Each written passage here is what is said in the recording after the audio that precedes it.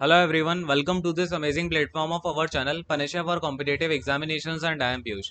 तो इस particular session में हम कवर कर रहे हैं DFCCL एग्जाम के लिए जो आपका मार्केटिंग मैनेजमेंट का सेक्शन है और आज आपकी क्लास नंबर 21 है और आई होप आपने इससे पहले की सारी क्लासेस पढ़ के उनको रिवाइज कर लिया होगा।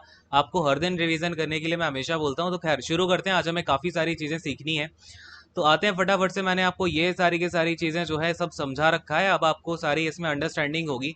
अब आप यहाँ पे आपने देखा कि मैंने आपसे कल बात की थी जो मार्केटिंग मिक्स के 4 P's हैं। ये 4 P's में आपने देखा कि प्रमोशन होता है, प्रोडक्ट होता है, प्राइस होता है, प्लेस होता है। ठीक है, ये आपका बेसिक एक मार्केटिंग मिक्स था।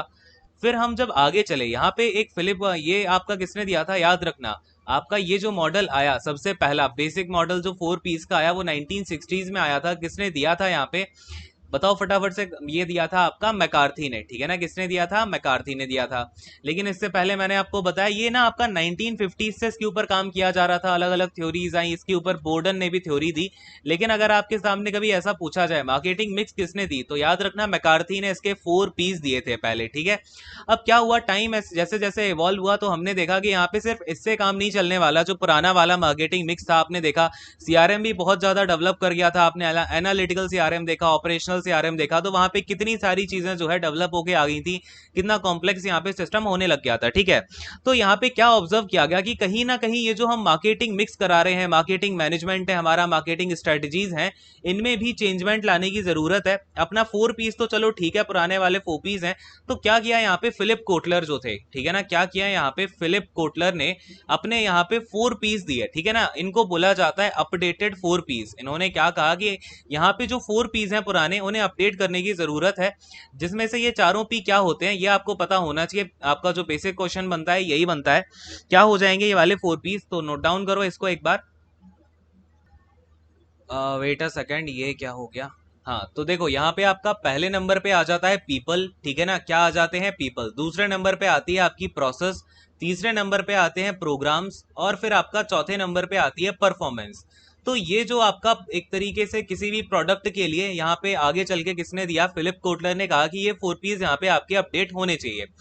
तो पीपल का मतलब क्या? आप देखो यहाँ पे मैंने देखा एक कमेंट की, एक बच्चा बोल रहा था सर ये सब तो पढ़ा पढ़ा सा लग रहा है। अब देखो डियर, एक्चुअली में जब मैंने आपको सीआरएम पढ़ाया था, जब सीआरएम के मॉडल्स पढ़ाए थे, तो मैंने कहा था मेरे हर एक बात को बहुत ध्यान से सुनना, वर्ड्स को सुनना, तो आपको बहुत सारी चीजें यहाँ से मार्केटिंग में रिलेट होके चलेगी। तो बस वही है कि आपने बहुत अच्छे से चीजों को समझ लिया है and it is a very good thing. तो बस वही है, इसमें बेसिक सा आपने वो सब पढ़ रखा होगा, सारी चीजें आपके दिमाग में होंगी। पीपल की बात करूंगा तो क्या मतलब है कि आपका बेसिकली जो भी पीपल काम कर रहे हैं इंटरनल मार्केटिंग, जैसे कि मैंने जो कल आपको इंटरनल मार्केटिंग में समझाया था ना, वही सारे पॉइंट्स आपके पीपल में आ जाएंगे। आपको आपके जो भी लोग वहां पे काम कर रहे हैं, आपके जो आपके कस्टमर्स हैं, उनके साथ रिलेशनशिप आपको बना के चलनी है, ये सारी की सारी चीजें हो जाएंगी। इंटरनल मार्केटिंग के जो पॉइंट्स है ना, आपस में कम्युनिकेशन बहुत अच्छा होना चाहिए। और इसके अलावा एक स्क्रिप्टिंग का जो पार्ट होता है वो भी आपका पीपल में इंक्लूड करके चलते हैं। खैर ये मैं आपको आगे बताऊंगा, फिलहाल आप इतना याद रखो, पीपल, प्रोसेस, प्रोग्राम, परफॉर्मेंस। और ये जो प्रोग्राम वाला पॉइंट था ना, इसमें इन्होंने कहा फिलिप कोटलर ने कि ये क्या करता है आपका किसी भी फर्म की जो कंज्यूमर, इसे आप लिख लो क्या होता है, कंज्यूमर टारगेटेड या फिर कंज्यूमर सेंटर्ड बोल दो। कंज्यूमर सेंटर्ड एक्टिविटीज जो होती हैं किसी भी फर्म की, उसको रिफ्लेक्ट करता है प्रोग्राम। यानी कि आपका कौन कौन सी एक्टिविटीज होंगी कंज्यूमर को रिलेटेड। आप प्रमोशन करोगे, कंज्यूमर के सामने प्रोडक्ट लेके आओगे, प्राइसिंग करोगे, प्लेस आप जो भी प्लेसिंग पे करोगे वो भी कंज्यूमर के लिए है। तो ये जो चारों पुराने वाले 4 P's थे ना मैकार्थी वाले, इन्होंने कहा कि इस प्रोग्राम के अंदर ही ये सारे के सारे ये जो चारों 4 P's हैं पुराने वाले, ये इसके अंदर ही इंक्लूडेड हैं। तो एक चीज याद रखना कि आपके जो अपडेटेड 4 P's थे उसमें आपके जो पर ये जो 4 P's थे पुराने वाले मैकार्थी के, वो इंक्लूडेड हैं किसमें, प्रोग्राम के अंदर। ठीक है, देन आपका ये जो प्रोसेस था, प्रोसेस के अंदर क्या क्या चीजें आ जाएंगी, जो भी आपका टेक्निकल स्ट्रक्चर हो गया, आपका मैकेनिज्म हो गया। ठीक है, क्या हो गया, टेक्निकल स्ट्रक्चर बोल दो, मैकेनिज्म बोल दो, किस तरीके से यहाँ पे काम हो रहा होगा, ये सब आपका किसमें आ गया, प्रोसेस में। देन परफॉर्मेंस में क्या आ गया, आपका जो भी परफॉर्मेंस रिलेटेड मार्केटिंग होती है ना, परफॉर्मेंस मार्केटिंग याद आ रहा है क्या, एक फाइनेंशियल होता है, एक आपका कौन सा होता है, सोशली रिस्पॉन्सिबल, तो फाइनेंशियल वाले में क्या होगा, आपका जो भी आपका मनी रिलेटेड जितना भी आपको फायदा वगैरह आ रहा है, कस्टमर इक्विटी, ब्रांड इक्विटी, ये सारे इसमें आ जाएंगे। देन सोशल में आपका एनवायरनमेंट वगैरह से रिलेटेड ये सारे पॉइंट कल समझाए हुए हैं, उनको रिवाइज कर लो, वही सारे आपके इसमें इंक्लूडेड हैं। तो बेसिकली कोटलर ने क्या किया कि जो भी नई नई मार्केटिंग निकल के आ रही थी, रिलेशनशिप मार्केटिंग निकल के आई, इंटरनल मार्केटिंग निकल के आई, तो उन्होंने इसमें ही डाल दिया पीपल में ये सारी की सारी चीजें। देन प्रोसेस नई नई निकल के आ रही थी, तो उसको एक पॉइंट बना दिया कि भाई आपको अगर मार्केटिंग भी अच्छी करानी है तो आपका जो मैकेनिज्म है, आपकी जो एक स्ट्रक्चर है मार्केटिंग का, वो अच्छा होना चाहिए। देन प्रोग्राम्स में पुराने वाले 4 पीस डाल दिए, जो फंडामेंटल है वो तो यही है, ठीक है ना, ये वाले जो 4 पीस हैं, तो उसको प्रोग्राम्स में डाल दिया। देन परफॉर्मेंस ये हो गया। तो ये चीज जो है कोटलर ने की, लेकिन आगे धीमे धीमे क्या हुआ, आपने देखा कि सर्विस रिलेटेड जो यहाँ पे मार्केटिंग है वो इंप्रूव होती जा रही थी। तो धीमे धीमे ये जो आए, आपका यहाँ पे ईयर आ जाता है 1981 का, ठीक है ना, 1981। और यहाँ पर आते हैं बूम्स एंड बिटनर, ठीक है ना, कौन आते हैं यहाँ पर, आपके बूम्स एंड बिटनर आते हैं, बूम्स एंड बिटनर।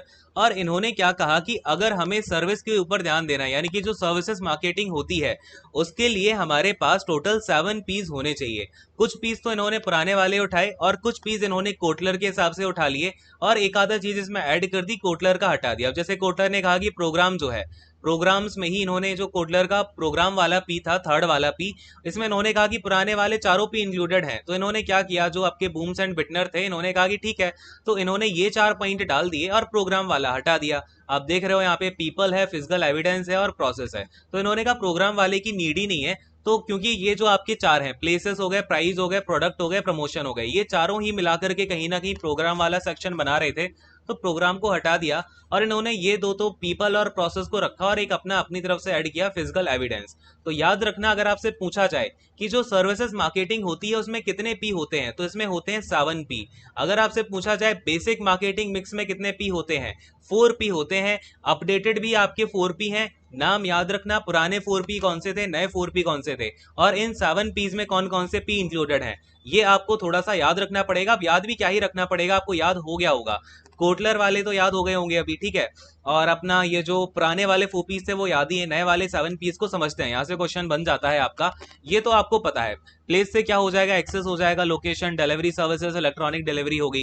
देन आपका प्राइजेस में cost based, demand based, operation based, आपका कंपटीशन बेस्ड प्राइसिंग होती है, रिलेशनशिप प्राइसिंग होती है। अच्छा, एक्चुअली में ये देखो, आपको जब मैंने कल प्राइसिंग बताया, आपने यहाँ पे देखा होगा, मैंने आपको कई सारे इसके पॉइंट्स लिखवाए, प्राइस में क्या क्या आता है पुराने वाले अपने मकार्थी के अकॉर्डिंग। तो यहाँ एक प्राइस स्ट्रेटेजी है, इस प्राइस स्ट्रेटेजी को मैं सोच रहा हूँ क्लास के लास्ट में बताता हूँ, क्योंकि यहाँ से कुछ क्वेश्चंस बन सकते हैं। ये जो आप देख रहे हो यहाँ पे, ये जो अलग अलग लिखा हुआ है, cost based, demand based, operation based, तो ये सारे के सारे स्ट्रेटेजी हैं। क्या है ये, आपकी प्राइसिंग स्ट्रेटेजी बोलते हैं इनको। एक बार मैं आपको बता दूंगा यहाँ से जो इंपॉर्टेंट होगा, ठीक है। तो क्योंकि हमने यहाँ पे देखो अब प्लेस के बारे में सेगमेंटेशन पढ़ लिया, प्रोडक्ट की सारी चीजें पढ़ ली, प्रमोशन की सारी चीजें पढ़ ली हैं, direct marketing, internal marketing, advertising का जो मॉडल था वो भी आपको करा दिया। तो एक ये प्राइसिंग का है थोड़ा सा, मैं सोच रहा हूँ ये भी कवर करा ही दूंगा, ठीक है।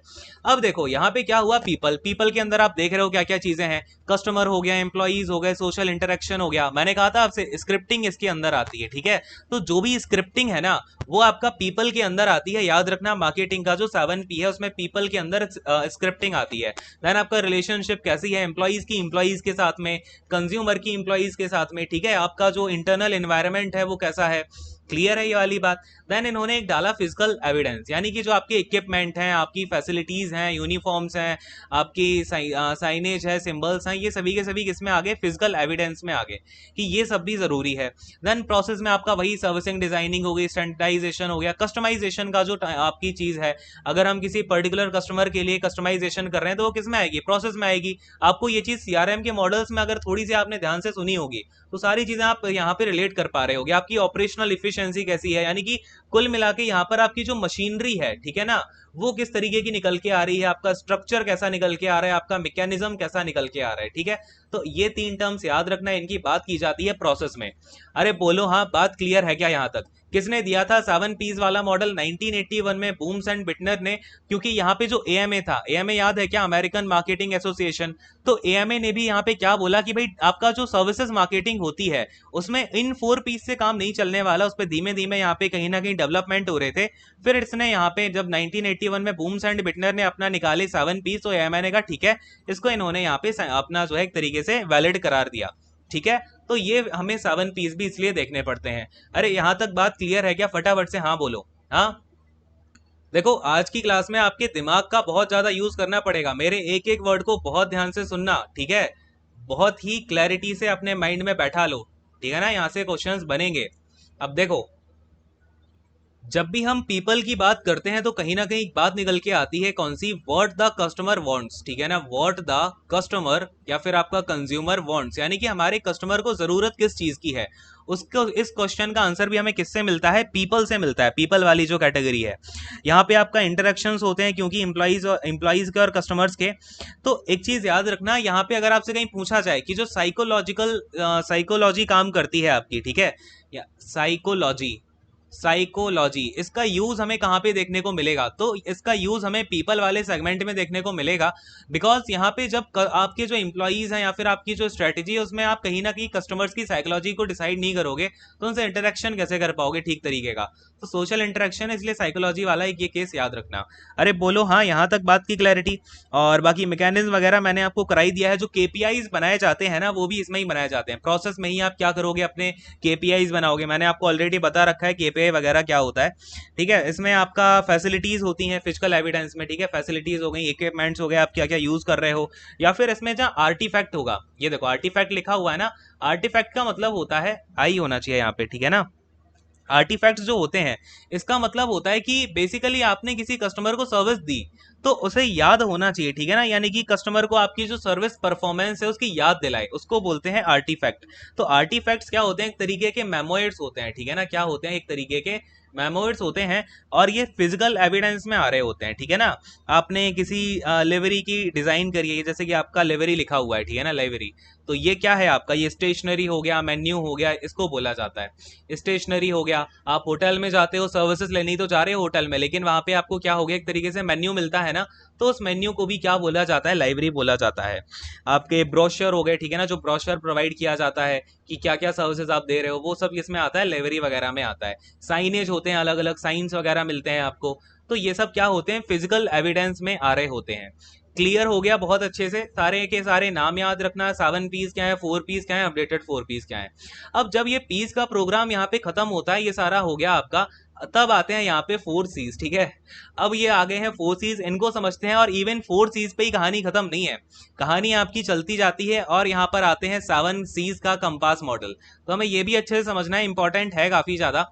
तो क्वेश्चन यहाँ से बन सकता है। 4 P's तो नॉर्मली है, हर किसी को पता होता है, बट अगर उन्होंने थोड़ा सा इधर उधर करके पूछने की कोशिश करी तो 4 C's भी पूछ सकते हैं। बिकॉज जो 4 P's है ना, उनके ही रिलेशन में यहाँ पे 4 C's निकल के आते हैं। इन दोनों का आपस में क्या होता है? रिलेशन होता है। तो समझते हैं now 4 C's of marketing mix है क्या क्या? पहला होता है कस्टमर, दूसरा होता है कॉस्ट, तीसरा होता है कन्वीनियंस, और चौथा होता है आपका कम्युनिकेशन, ठीक है? और इनको बोला जाता है लॉटर बर्न्स 4 C's, ठीक है ना? क्या बोला जाता है? लॉटर बर्न्स 4 C's, ठीक है ना? 4 C's, क्योंकि ये जो 4 C's जैसे जैसे कि आपने देखा 4 P किसने दिए थे? यहाँ पे मैकार्थी ने दिए थे पहले, ठीक है? और अगर आपसे पूछा जाए 4 C's किसने दिए हैं, तो ये दिए थे लॉटर बॉर्न ने। किसने दिए थे? लॉटर बॉर्न। पूरा नाम था इनका रॉबर्ट एफ लॉटर बॉर्न, ठीक है ना? तो बस याद रख लो, लॉटर बॉर्न ने क्या दिया था? 4 C दिए थे। कौन से ईयर में दिए? तो इन्होंने 1990s में जाके अपने 4 C's दिए, और इनको कहीं ना कहीं इन्होंने क्या किया? रिलेट करवाया। अब देखो मैं आपको बताता हूं कैसे कैसे चीजें यहाँ पे रिलेट होती हैं, बहुत ही ध्यान से सुनना, ठीक है? अच्छा, इससे एक बच्चे ने मुझसे क्वेश्चन पूछा था कि आपका वॉल्स फ्रेमवर्क किसने दिया है, ठीक है? वॉल्स फ्रेमवर्क, तो वॉल्स फ्रेमवर्क याद रखना किसने दिया था? आर्नोल्ड मिशेल ने दिया था। आर्नोल्ड मिशेल, इन्होंने क्या दिया था आपका? जो एक्चुअली में वॉल्स फ्रेमवर्क है, ये आर्नोल्ड मिशेल के द्वारा दिया गया था। याद रखना इस पर्सन का नाम। एक बच्चे ने ये मुझसे पूछा, तो मैंने सोचा ये सबको ही बता देता हूँ, इंपॉर्टेंट ही है। तो अब देखो 4 C's की बात कर रहे हैं ना। तो देखो पहला वाला आपके सामने। अब ये ना कस्टमर एक्चुअली, ये एक तो ये डायग्राम वाले भी ना, यहाँ पे आपका कंज्यूमर बेसिकली होता है, ठीक है? वैसे कस्टमर भी ले सकते हो, बट मोस्ट प्रोबेबली जब हम बात कर रहे होते हैं ना, तो वहाँ पे हम कंज्यूमर लेके चलते हैं, ठीक है? ये चीज ना देखो ध्यान से। आपका पहला वाला पॉइंट इन्होंने क्या बोला? ये बेसिकली क्या है? 4 C's हैं। C's का मतलब है आपका जो कस्टमर टारगेटेड होगा। अब जो कंज्यूमर है, यहाँ पहला वाला जो पॉइंट है उन्होंने बोला कंज्यूमर, या फिर यहाँ पे कस्टमर बोल दो, ठीक है, बट बेटर जो सबसे होता है ऑप्शन वो कंज्यूमर बोलना होगा। खैर देखिए, जब भी हम कंज्यूमर की बात करेंगे इसका मतलब है कि एक कंपनी को वही बेचना चाहिए, फिर वही बेचेगी जिसका उसे के कस्टमर को क्या है, नीड है, ठीक है ना, क्या है उस कस्टमर को नीड है या फिर वांट है। तो बेसिकली इस 4 C's में पहले वाले सी कस्टमर का मतलब ये है या फिर कंज्यूमर का मतलब ये है, ये इंडिकेट किया जा रहा है आपके कंज्यूमर को जिस चीज की नीड है या वांट है, आपके कस्टमर को जिस चीज की वांट है उसको आप प्रोड्यूस करिए, वो चीज यहाँ पे कंपनी क्या करेगी, बेचेगी, सेल करेगी। तो ये चीज आपकी बताई गई पहले वाले सी में, तो ज्यादा कुछ खास नहीं है। लिखना चाहोगे क्या इसे? अरे लिखोगे क्या इसे? चलो लिख लो यार, थोड़ा सा नीचे आके लिखवा ही देता हूँ। कहाँ चला गया? देखो यहाँ पे आपके लिए अपना लिखो कंज्यूमर, पहला वाला जो आपका सी है फर्स्ट, इसको मैं C1 बोल दूं, ठीक है। तो कंज्यूमर ने क्या बोला कि कंज्यूमर में क्या बोला गया, कस्टमर में या कंज्यूमर में, कि company will only sell what the customer specifically क्या करता है, वॉन्ट्स टू बाई, यानी कि कस्टमर जो खरीदना चाहेगा वही तो कंपनी बेचेगी। सपोज करो कस्टमर को खरीदना यहाँ पे जीन्स है, आप बेचते जा रहे हो उसको बार बार लोअर, ठीक है, तो वो खरीदेगा ही नहीं। खैर, तो बाई, इसके बाद क्या हो जाएगा, तो मार्केटर्स को क्या करना चाहिए, यहाँ पे क्या बोला गया, मार्केटर्स को क्या करना है, स्टडी करनी है किसकी, कस्टमर की नीड्स की और कस्टमर की वांट्स की, यानी कि कस्टमर्स की नीड क्या है, वांट क्या है, ताकि आप क्या कर पाओ, उनको अट्रैक्ट कर पाओ अपना सामान परचेज करने के लिए, ठीक है। तो ये वाले पॉइंट में ये सब बातें बताई गई, कुछ खास नहीं है, बस सुनते जाना है ध्यान से। देन सेकंड वाले पॉइंट में क्या बताया गया कि कॉस्ट। अब ये वाला जो आपका कस्टमर वाला पॉइंट है, ये किससे रिलेट हो रहा है, आपको समझ में आ रहा है क्या? ये बेसिकली आपका जो पी था उसमें प्रोडक्ट वाले पी से ये डायरेक्टली रिलेटेड है।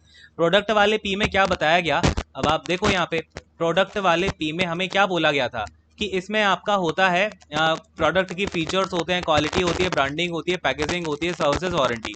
अब ये सब आप किसके अकॉर्डिंग प्रोवाइड कराओगे, जो कस्टमर की नीड होगी, कंज्यूमर की नीड होगी, वांट होगी, उसी के हिसाब से तो प्रोडक्ट प्रोवाइड कराओगे। तो कस्टमर को क्या चाहिए, व्हाट कस्टमर वांट्स, वो उसे मिलता है किसमें, प्रोडक्ट में मिलता है, ठीक है। तो अगर आपका पूछा जाए कि जो 4 P's हैं और 4 C's हैं उनके बीच में रिलेशन कैसे कैसे बना, तो कस्टमर तो एसोसिएट हो गया अपना प्रोडक्ट के साथ में। अब हम आए कॉस्ट के ऊपर, तो कॉस्ट क्या होगा आपका बेसिकली, देखो अब ये जो आपको कॉस्ट दिख रहा है ना, ये सबसे पहले तो किसके आपका कौन से पी को रिलेट करेगा, ये करता है प्राइस को। अब बेसिकली ये जो प्राइस है, समझना बहुत ही ध्यान से, कॉस्ट जो है आपका यहाँ पे वो एक बहुत ही ब्रॉड कॉन्सेप्ट है और प्राइस इसका एक छोटा सा पार्ट है, समझना। जैसे अगर मैंने बोला कि ये पूरा कॉस्ट है, तो यहाँ पर इतना सा पार्ट जो आएगा ना वो प्राइसिंग का आएगा, कैसे समझना। कॉस्ट जो होती है यहाँ पर मैंने आपको क्या बताया था, सीटीआर बताया था। सीटीआर क्या होता है, कॉस्ट टू सर्व होता है, वो पूरी चीज आपके माइंड में आनी चाहिए। इसके अलावा कॉस्ट किस किस की होती है, मैं जब मेरा जो मैं यहाँ पे सप्लायर को पैसा दूंगा उसमें मेरी कॉस्टिंग जाएगी। यहाँ पे मैं अपना क्या करूंगा कि अपना जो भी कस्टमर को हमें पहले ढूंढना होता है, यानी कि हम जो कस्टमर को एक्वायर करने के लिए जितना पैसा खर्च करते हैं ना, उसमें भी आपका क्या आ जाता है, वो भी आपका कॉस्ट में आ जाता है। जबकि प्राइस क्या होता है, प्राइस बस आप जो प्रोडक्ट बेचने लग रहे हो वो आपने किस प्राइसिंग पे बेचा है उसको बोला जाता है प्राइस। वो भी किसके अंदर आता है, ये भी आपका कॉस्ट के अंदर जो है इंक्लूडेड रहता है। तो यहाँ पर आपको क्या करना होता है, कस्टमर की क्या यहाँ पे नीड है, कस्टमर कैसा है, उसके अकॉर्डिंग पूरा कॉस्ट देखनी पड़ेगी। यानी कि सिर्फ आपको प्राइसिंग, अब देखो यहाँ पर जो हमने प्राइसिंग वाला पी देखा था, इस पी में क्या क्या आ रहा था, इस पी में हमारे पास आ रहा था प्राइसिंग की strategy, price, allowance, discount, payment terms, ये सब देख रहे थे हम। लेकिन जब कॉस्ट की बात करते हैं ना, तो यहाँ पे बोला गया कि आप प्राइसिंग तो देखोगे, चलो ठीक है, लेकिन उसे एक्वायर करने में वो जो आपका कस्टमर है कितना पैसा लग रहा है, क्या चीजें लग रही है, कॉस्ट टू सर्व आपका कितना कितना लग रहा है, ये सब चीजें आपको देखनी पड़ती हैं। अब आपको याद होगा मैंने आपको बताया था एक क्या एक आपके क्या होते हैं, रेड टाइप के कस्टमर होते हैं जिनको हमारा सीटीआर तो लगता जाता है बट यहाँ से प्रॉफिट निकल के नहीं आता। तो ये सब चीजें आपकी किसमें होती हैं, कॉस्ट में होती हैं, ठीक है। देन हमारा जो थर्ड नंबर का सी होता है इसे बोलते हैं कन्वीनियंस, ठीक है। अब इसमें आपको बस यही नोट डाउन करना है कि कौन सा सी कौन से पी से रिलेट हो रहा है, ठीक है। ये याद रखना, जो जो पॉइंट्स बताता जा रहा हूँ उनको माइंड में रखना, इसलिए बोल रहा हूँ आज का लेक्चर आपको सुनना बहुत ध्यान से है। तो कन्वीनियंस आपका किससे रिलेट होता है, पहली बात ये होता है आपका प्लेस से। यानी कि आपकी प्लेसिंग क्या है। प्लेसिंग में हमने देखो सबसे पहले पी में क्या क्या समझा था। प्लेसिंग में समझा इसके चैनल्स क्या होते हैं, सप्लायर, डिस्ट्रीब्यूटर, और मार्केट कवरेज कैसी है, लोकेशन कैसी है, इन्वेंट्री कहाँ है, ट्रांसपोर्टेशन कैसा है आपके प्रोडक्ट का। तो कन्वीनियंस बेसिकली क्या आपको यहाँ पे रिफर करेगा, जो सीज होते हैं इसमें बोलता है कि आप कस्टमर को जो भी चीज देने जा रहे हो या फिर आप अपने कंज्यूमर को जो भी प्रोडक्ट देने जा रहे हो वो उसे कन्वीनियंटली मिलना चाहिए। ऐसा ना हो कि उसे वो प्रोडक्ट लेने के लिए बहुत दूर जाना पड़े, या फिर आप अगर होम डिलीवरी करा पाओ तो द बेस्ट है। यानी कि जितना कन्वीनियंटली आप उसे दे पाओगे। यहाँ पर इवन आपके जो ऑप्शंस होते हैं पेमेंट वगैरह के, वो भी इसमें आ जाते हैं कि आपका जो पेमेंट का सिस्टम है उसमें आपका यूपीआई भी होना चाहिए, उसमें आपका क्रेडिट कार्ड का भी ऑप्शन हो, डेबिट कार्ड का भी ऑप्शन हो, उसमें ईएमआई का भी ऑप्शन हो। तो ये क्या है, सारी की सारी कन्वीनियंस है, ठीक है ना। ये सेक्शन आता प्राइसिंग में है, लेकिन ये भी आपका कहीं ना कहीं क्या प्रोवाइड कर रहा है, कस्टमर को कन्वीनियंस प्रोवाइड कर रहा है। तो ये भी आपके मार्केटिंग मिक्स में होना चाहिए।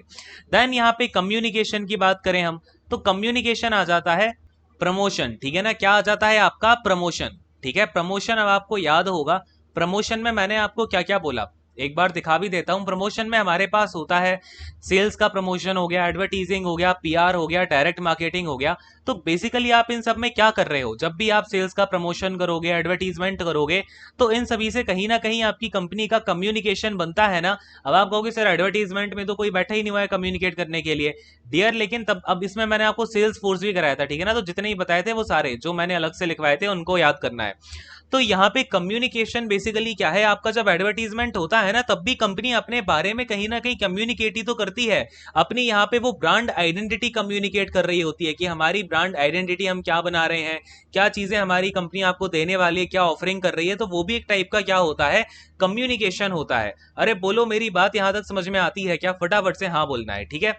अब अच्छा, कन्वीनियंस में आप अगर लिखना चाहो तो इसको मैं आपको लिखवा भी देता हूँ, यहाँ एक तो दो चार पॉइंट आप लिख लो कि क्या वो लिखोगे इसमें, ये कन्वीनियंस किस किस में होनी चाहिए। तो कन्वीनियंस किस किस में होनी चाहिए, पहली चीज लिखो आपका buying the ease of buying the product, ठीक है ना। Ease of buying the product, यानी कि आप जो प्रोडक्ट खरीदने वाले हो उसकी ईज। दूसरा आपका हो जाता है यहाँ पे आपका फाइंडिंग द प्रोडक्ट, ठीक है, यानी कि प्रोडक्ट को फाइंड करने के लिए आपका कन्वीनियंस हो। Finding the product, finding the product, यानी कि जो भी प्रोडक्ट आपको खोजना है उसको आप कर पाओ। देन आपका थर्ड नंबर पे आ जाता है कि पेमेंट कन्वीनियंट, ठीक है ना। पेमेंट सिस्टम्स, तो पेमेंट सिस्टम्स जो है वो कन्वीनियंट होने चाहिए। तो इस तरीके से पॉइंट बना के लिख लो मैं जो जो बता रहा हूँ। तो अब कम्युनिकेशन की बात करोगे आप, तो इसके बारे में सबसे पहले तो आप एक लाइन लिख लो। देखो क्या लिखोगे इसके बारे में, कम्युनिकेशन क्या होता है, it is the dialogue between, it is the dialogue, dialogue between, किसके बीच में डायलॉग होता है, आपका पोटेंशियल कस्टमर के बीच में। Dialogue between potential customer and and आपका यहाँ पे जो भी सेल्स पर्सन। अब देखो सामने आपका जो भी सेल्स पर्सन बैठा हुआ है, एग्जीक्यूटिव बैठा हुआ है, जो भी है, या फिर आप बेसिकली यहाँ पे मार्केटर भी लिख सकते हो, ठीक है। तो आपका डायलॉग हो रहा है जो पोटेंशियल कस्टमर और मार्केट के आपके सेलर के बीच में या फिर मार्केटर के बीच में, based on their needs and life style. क्या लिखोगे आगे, based on their there needs and life style, यानी कि उनकी लाइफ स्टाइल और उनकी क्या नीड्स हैं उसके अकॉर्डिंग आपका क्या होता है, ये आपका डायलॉग उसके बेसिस पे हो रहा होता है, ठीक है। ये होता है कम्युनिकेशन। अच्छा, कम्युनिकेशन किस किस फॉर्म में हो सकता है, तो याद रखना एडवर्टीजमेंट क्या होता है, कम्युनिकेशन का ही फॉर्म होता है। क्लियर है, ये तो मैं अलग से बता रहा हूँ। वैसे पीआर तो फिर हो गई, ठीक है। पीआर में भी आप क्या करते हो, एक तरीके से आपका जो कम्युनिकेशन है वो हो रहा होता है। देन पर्सनल सेलिंग हो गया, पर्सनल सेलिंग हो गया आपका यहाँ पे। डायरेक्ट डायरेक्ट मार्केटिंग बताया था ना, डीएम हो गया। देन आपका वायरल एडवर्टीजिंग होता है, ठीक है ना। क्या होता है, वायरल एडवर्टीजिंग, वायरल मार्केटिंग भी होती है। वायरल मार्केटिंग पता है क्या सभी को, वायरल मार्केटिंग क्या होती है, हाँ। तो बेसिकली इसमें आप क्या करते हो, जो भी सोशल मीडिया प्लेटफॉर्म्स होते हैं उनका यूज किया जाता है। तो एक आधा लाइन यहाँ पे लिख लो, थोड़ा सा और नीचे आके लिखो, यहाँ पे लिख लो वायरल मार्केटिंग, ठीक है। क्या लिखोगे भाई, वायरल मार्केटिंग। तो बेसिकली ये क्या होती है, इट इज अ स्ट्रेटजी। क्या है ये आपका, ये एक स्ट्रेटजी है that is used by organisations, that is used by organisations, जो कि ऑर्गेनाइजेशंस के द्वारा यूज की जाती है। ये लिख लेना आगे, organisations to promote a product, ठीक है। किसके लिए, टू प्रमोट अ प्रोडक्ट, किसी प्रोडक्ट को क्या करने के लिए, प्रमोट करने के लिए। Via existing social networks, via existing social networks, यानी कि आपके कुछ एग्जिस्टिंग सोशल नेटवर्क्स हैं, उनके थ्रू आप क्या करो, अपनी जो भी आपका स्ट्रेटेजी है, आपकी जो भी एक आपका ऑर्गेनाइजेशन है, उस आपका जो प्रोडक्ट है उसको प्रमोट कर देना, ठीक है। तो ये चीज़ है, आई होप आपको क्लियर हुआ होगा। जैसे कि आपकी कई सारे ईमेल्स, जैसे कि ईमेल्स के थ्रू करना, या फिर आपकी जो वेबसाइट्स हैं अलग अलग, ठीक है, उनके थ्रू आपको क्या करना, प्रमोट कराना प्रोडक्ट को। इसमें आपका इवन यहाँ पे जो वीडियोस होती हैं, वीडियोस के थ्रू जो मार्केटिंग कराई जाती है वो भी वायरल मार्केटिंग में ही आती है, ठीक है। तो ये सब याद रखना। खैर, तो देखो हम यहाँ पे बात कर रहे थे अपने कम्युनिकेशन की, तो फोर्थ वाला जो हमारा सीधा कम्युनिकेशन, इसमें प्रमोशन। अब कम्युनिकेशन और प्रमोशन के बीच में ना छोटा सा एक डिफरेंस होता है, क्योंकि हमने देखा जब भी हम कम्युनिकेशन की बात करते हैं तो इसका मतलब होता है कि जो आपका पोटेंशियल कस्टमर है उससे आप किसके बेस पे बात कर रहे हो, उसकी नीड और लाइफ स्टाइल के बेस पे। जबकि जो आपका प्रमोशन होता है, प्रमोशन के टाइम ये नहीं देखा जाता अगले वाले आदमी की नीड क्या है, लाइफ स्टाइल क्या है। प्रमोशन तो प्रमोशन है, अपनी तरफ से हमने प्रमोशन करा दिया हर चीज का। तो याद रखना आपका क्या होता है, प्रमोशन कैसी है आपकी, एक मैनिपुलेटिव स्ट्रेटेजी है। प्रमोशन होता है मैनिपुलेटिव। कैसा होता है प्रमोशन, मैनिपुलेटिव स्ट्रेटेजी होती है। जबकि जो आपका यहाँ पे कम्युनिकेशन है, ठीक है ना, जो कम्युनिकेशन है ये कैसा होता है, कोऑपरेटिव स्ट्रेटेजी होती है। यानी कि आप कोऑपरेट करके, उसकी नीड को समझ के, उसकी लाइफ स्टाइल को समझ के उससे कांटेक्ट किया जाता है। जबकि प्रमोशन के केस में क्या होता है, उसका कुछ भी हो, उसको बस सीधा का सीधा अपने आप क्या करना है, उसको अपनी तरफ अपना प्रोडक्ट हमें बेचना होता है किसी ना किसी तरीके से मैनिपुलेट करके, ठीक है। तो कम्युनिकेशन कैसे होती है आपकी, कोऑपरेटिव स्ट्रेटजी होती है। और प्रमोशन में कहीं ना कहीं आपका मैनिपुलेशन किया जाता है, यानी कि आपको ऐसा थोड़ा सा भटका दिया जाएगा, आपको प्रोडक्ट जो चाहिए है उससे थोड़ा सा भटकाएंगे और अपना सामान देंगे। कम्युनिकेशन में आप उनकी नीड को, लाइफ स्टाइल को समझ के देते हो पूरी। आई होप कि आपको ये वाली बात क्लियर होगी। अब हुआ क्या, जैसे आपने देखा 4P दिए, लेकिन 4P दिए तो अब धीमे धीमे जैसे टाइम इवॉल्व हुआ तो धीमे धीमे और इसमें एडिशंस हुए और चीजें ऐड हुई, तो ये आपका फिर क्या बना, 4 अपडेटेड पी आए। फिर इसके बाद क्या हुआ आपका कि यहाँ पे 7Ps आ गए सर्विसेज के लिए। फिर ऐसे ही क्या हुआ, यहाँ पे जब 4Cs आए तो यहाँ भी चैन नहीं पड़ा। आप 4Cs को यहाँ से फिर आगे यहाँ पे क्या किया गया, इसको लेकर के आए हम 7C कंपास मॉडल में। और ये चैन किसको नहीं मिला, उनका नाम था कोइची शिमुजू, ठीक है। कौन थे भाई ये, कोइची शिमुजू, शिमुजू, कोइची शिमुजू। इन्होंने क्या किया यहाँ पे, कोइची शिमुजू ने, कि जो 4Cs का क्लासिफिकेशन था ना, इन्होंने अपनी तरफ से और 4Cs लेके आए। जैसे कि जो कोटलर थे उनको चैन नहीं मिला ना कि यहाँ पे कि पहले से आपका मैकार्थी का 4P दिया हुआ है, बट कोटलर ने अपना, जैसे कि अब देखो इवॉल्व जैसे जैसे चीजें होती हैं ना, तो उसमें एडिशंस आते ही आते हैं। आप भी देखोगे पहले बचपन में आपकी नीड कुछ और होती थी, बड़े होते जा रहे हो नीड कुछ और होती जा रही है ना, तो समय के साथ बदला जाता है। तो कोइची शिमुजू ने इसमें और अपने 4Cs डाले, और बेसिकली फिर ये कुछ टाइम के बाद, अब देखो क्या हुआ, कोइची शिमुजू ने 1973 में अपने 4Cs का मॉडल दिया, दूसरा वाला। फिर आगे चल के इनका जब और यहाँ पे 1979 में इन्होंने फिर निकाला कौन सा मॉडल, आपका 7C कंपास मॉडल, जिसमें कि जो पहले वाले 4 थे। अब देखो यहाँ पे कम्युनिकेशन का किसके साथ रिलेशन है, प्रमोशन के साथ। कॉस्ट का रिलेशन प्राइस के साथ है, कमोडिटी का प्रोडक्ट के साथ में है। कंज्यूमर का रिलेशन आपका यहाँ पे किसके साथ हो जाएगा, बेसिकली प्रोडक्ट के साथ में आपका ये रिलेशन यहाँ पे बनता है, ठीक है। किसके साथ में, प्रोडक्ट, क्योंकि कंज्यूमर क्या करेगा, प्रोडक्ट को यूज करेगा। अब यहाँ पे देन चैनल हो गया आपका प्लेस के साथ में रिलेशन में, ठीक है। ये इनका ये जो नया वाला है 1979 वाला कोइची शिमुजू के द्वारा दिया गया 7C कंपास मॉडल। तो पहली बात, जो अपडेटेड 4Cs थे कोइची शिमुजू ने 1973 में दिए, और उन अपडेटेड 4Cs को मिला जुला करके सारा कुछ इसमें डाला इन्होंने, फिर ये लेके आए 7C कंपास मॉडल। कंफ्यूजन हो सकता है, बहुत ही ध्यान से देखना, दोनों में डिफरेंस समझना लिखने के बाद में, तब चीजें क्लैरिफाइड होंगी, ठीक है। अब देखो क्या पूछ रहा है आपसे, सॉरी क्या क्या आपको यहाँ पे बताया जा रहा है। अब ये जब किमोजू जब आए ना, तो जैसे हमने देखा कि जो 4Ps के रिलेटिव में पहले वाले जो अपने 4Cs आए, ठीक है ना, ये आपने देखा ना ऊपर यहाँ पे जो हमारे 4Cs आए जो कि लॉटर बॉर्न ने दिए थे, तो इनके में ही इन्होंने थोड़ा सा चेंज किया। अब देखना क्या चेंज किया, समझना इसको पहले ध्यान से, कि पहले तो हमारे जो 4Ps थे इन्होंने कौन से पी के लिए क्या दिया, इन्होंने प्रोडक्ट के लिए क्या बोला, प्रोडक्ट के लिए इन्होंने कहा कमोडिटी है, ठीक है। क्या दे दिया भाई, कमोडिटी। देन इन्होंने जो हमारा अगला वाला पी था प्राइस, इन्होंने कहा प्राइस जो है वो कॉस्टिंग को करेगी, ये वाला तो चलो ठीक है हमने समझ लिया।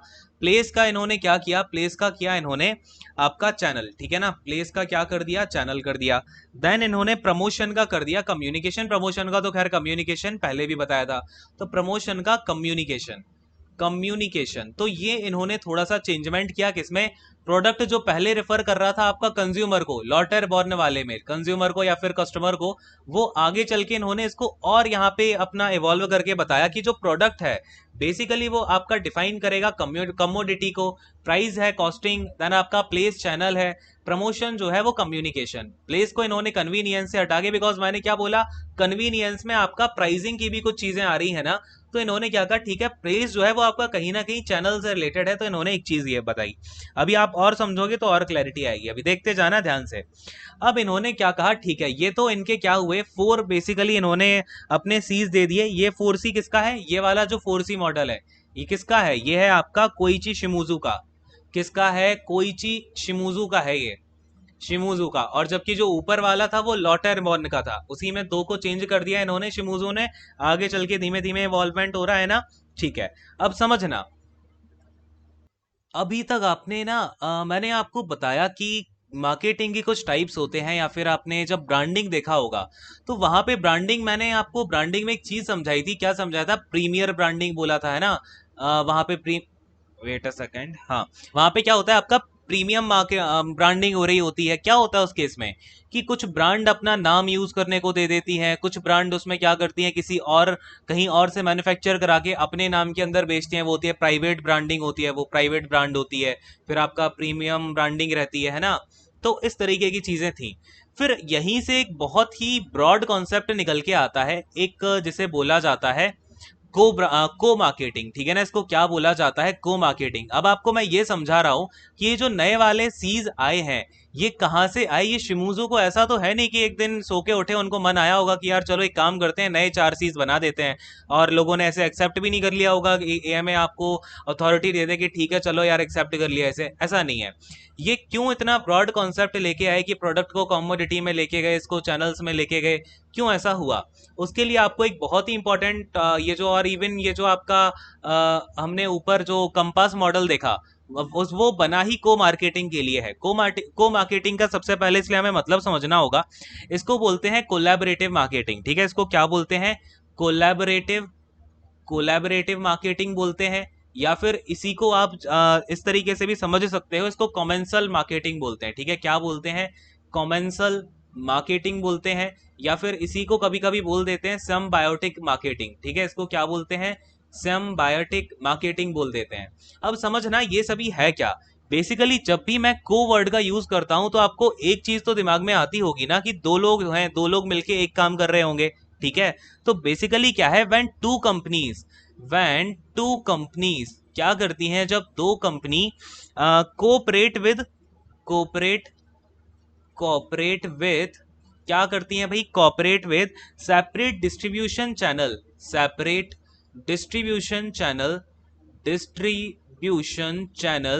डिस्ट्रीब्यूशन चैनल हो गया, and sometimes including profit share, sometimes including including profit shares या फिर प्रॉफिट शेयरिंग बोल दो। ठीक है, और अब इसको आप समझना क्या है ये आपका। तो इस केस में होता क्या है कि आपका दो कंपनी क्या करती हैं, देखो दो कंपनी क्या करेंगी, एक दूसरे के साथ कोऑपरेट करके काम करती हैं, जिससे कि दोनों ही कंपनियां दोनों के बारे में अवेयरनेस फैला रही हो। या तो क्या होगा कि ये साथ में को क्रिएशन भी कर सकते हैं। एक वर्ड होता है को क्रिएशन। को क्रिएशन का मतलब होता है मिल करके एक प्रोडक्ट बनाना, जिससे कि आपको एक बहुत ही अच्छा फाइनल आउटपुट मिल पाएगा, और वो आप बेचोगे तो दोनों को प्रॉफिट मिलेगा। और क्या होता है बेसिकली को मार्केटिंग की, आपके जो दो कंपनीज हैं इनके सेपरेट डिस्ट्रीब्यूशन चैनल है। डिस्ट्रीब्यूशन चैनल समझते हो ना, इसमें आपका सप्लायर, डिस्ट्रीब्यूटर, रिटेलर ये सब आ जाएगा।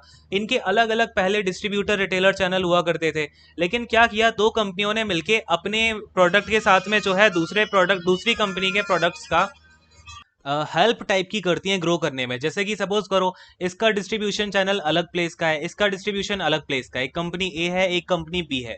तो ए कंपनी ने क्या कहा कि तुम मेरा डिस्ट्रीब्यूशन चैनल यूज कर लो, यहाँ पे तुम अपना प्रोडक्ट डाल देना तो तुम्हारा भी आ जाएगा, और मैं तुम्हारा जो डिस्ट्रीब्यूशन चैनल है उसको यूज करके अपने प्रोडक्ट के बारे में अवेयरनेस फैला सकता हूँ। ठीक है, तो इस टाइप की जो मार्केटिंग होती है इसको बोला जाता है को मार्केटिंग। ये कहीं कहीं आपका को क्रिएशन तक पहुंच जाती है, यानी कि जब आपका अपने प्रोडक्ट का कहीं ना कहीं आप क्या कर रहे होगे, प्रोडक्शन कर रहे हो, तो वहां पे भी क्या करेगी, दो कंपनीज मिलकर प्रोडक्ट बना रही होंगी, फिर अपनी अपनी ब्रांड के अंदर बेच देंगी, ठीक है, जो भी प्रॉफिट होगा या फिर प्रॉफिट शेयरिंग के अकॉर्डिंग जो भी काम होगा। तो ये सब होता है को मार्केटिंग। और इस को मार्केटिंग को ही यहाँ पे थोड़ा सा अच्छे से समझाने के लिए आपका लाया गया 7C कंपास मॉडल। अब इस 7C कंपास मॉडल में जो चीजें जोड़ी गई वो यहाँ पे, पहले तो आप ये समझो कि कॉमोडिटी, ये जो नए वर्ड यूज हुए हैं अभी आपके, कॉमोडिटी वगैरह, ये है क्या, है ना। तो कॉमोडिटी आपका लैटिन वर्ड है, और जैसे कि कॉमोडस से बना हुआ है, और इसके ना तीन मीनिंग होते हैं। एक होता है कन्वीनियंस, क्या होता है आपका कन्वीनियंस, दूसरा होता है आपका हैप्पीनेस, और तीसरा होता है इसका मतलब कन्वीनियंस, हैप्पीनेस और को क्रिएशन, ठीक है ना। यानी कि कहीं ना कहीं आप जिस चीज का क्या कर रहे हो, को क्रिएशन कर रहे हो, या फिर आप उसका क्रिएशन कर रहे हो जिससे कि कंज्यूमर क्या होगा, आपका हैप्पी वगैरह होगा, ठीक है। तो जो गुड्स एंड सर्विसेज आप बनाने वाले हो, कमोडिटी का बेसिक मतलब, ये तो लैटिन में इसके तीन मीनिंग निकलते हैं, तो बेसिक मतलब जो निकल के आता है कमोडिटी का, the goods and services, the goods and services, services created, created और को क्रिएटेड, ठीक है ना। अब आप ये चीज हमेशा याद रखना, यहाँ पे दो मीनिंग निकलेगी, या तो कहीं क्रिएट कर दो, अकेले से कर दो, या फिर को क्रिएट भी किया जा सकता है। जब हम कमोडिटी की बात करते हैं, को created for consumers, for consumers, जो भी कंज्यूमर वगैरह हैं उनके लिए क्या किया है, को क्रिएट किया है, तो ये हो गया आपका कमोडिटी। एंड चैनल का मतलब क्या होगा कि बेसिकली आपके जो भी मार्केटिंग चैनल्स हैं, ठीक है, जो भी मार्केटिंग चैनल है, इसको यहाँ पे इसका ब्रॉड सेंस रख दिया गया कि जितने भी चैनल है, डिस्ट्रीब्यूशन चैनल हो गया, सप्लाई चैनल हो गया, जितने भी आपके चैनल्स हैं वो सारे के सारे। तो प्लेस बेसिकली क्या है, एक छोटा चीज है चैनल का ही, चैनल का ही एक पार्ट है। अगर हम बोले नैरो विजन क्या होगा, प्लेस होगा, कि भाई एक प्लेस पे मैंने कहा, सपोज करो कि एक कंट्री ए है, उस एक कंट्री के अंदर एक प्लेस है बी, तो मैं अगर अपने चैनल की बात करूंगा कि मेरे चैनल जो है कंट्री ए में फैले हुए हैं, फिर उसके अंदर बी है, फिर उसके अंदर सी जगह है, सी डी जगह है, तो यहाँ पे जो ब्रॉड सेंस में मैं बोल रहा हूँ तो मैं चैनल बोलूंगा, ठीक है। तो ये चीजें हैं, आपको चैनल और कमोडिटी आई होप क्लियर हुआ होगा। आप थोड़ा सा और समझो तो और क्लैरिटी आएगी। जब कंपास मॉडल बनाया गया तो इन्होंने क्या कहा कि आपका जो को मार्केटिंग है उसका सबसे जो सेंटर पार्ट होगा वो क्या होगा, कॉर्पोरेशन, यानी कि जो भी आपका कॉर्पोरेशन है, यानी कि उसके स्टेक होल्डर्स हो गए, या फिर ऑर्गेनाइजेशन है, या फिर आपका क्या हो गया, कॉम्पिटिटर हो गए, वो सारे के सारे किसमें होते हैं, कॉर्पोरेशन में होते हैं। ये हो गया इनका C1, ठीक है, C1 क्या हो गया, कॉर्पोरेशन। आप इसमें नंबरिंग देख रहे होगे 1 2 3 4 यहाँ वहां लिखी हुई है, लेकिन मैं जो बता रहा हूँ वो ध्यान से सुनना, ठीक है। पहला आपका सेंटर में होता है कॉर्पोरेशन, ठीक है। अब देखो, ये कॉर्पोरेशन को सराउंड करता है जो आपके 4Cs यहाँ पे लेके आए थे, इनका नाम क्या था, शिजुओ, ठीक है, शिमुजो, ठीक है। अब शिमुजो ने क्या कहा कि ये जो कॉर्पोरेशन है इसको सराउंड करेगा आपका क्या, कमोडिटी, कम्युनिकेशन, चैनल और कॉस्टिंग, ठीक है ना। यानी कि ये जो चार हैं ये तो बेसिक्स हैं ही, हमारे 4Cs हैं, ये ब्रॉड वे में हो गए। अब इन 4Cs की चार डायरेक्शन होगी, ठीक है ना। चार डायरेक्शन जैसे कि आप देखते हो ना कंपास में, नॉर्थ, ईस्ट, साउथ, वेस्ट होता है, ऐसे इन्होंने कहा ये जो चार डायरेक्शन होती है ना, north, west, east, east, south, इनके चार इन्होंने अलग अलग नाम दिए। ये डायरेक्शन नहीं है, यहाँ पे एन का मतलब नॉर्थ नहीं है, यहाँ पे एन का मतलब होता है ये इन्वायरमेंट को डिपेंड करेगा। जैसे कि एन का मतलब क्या हो गया, यहाँ पे नीड हो गया, ठीक है, क्या हो गया, नीड।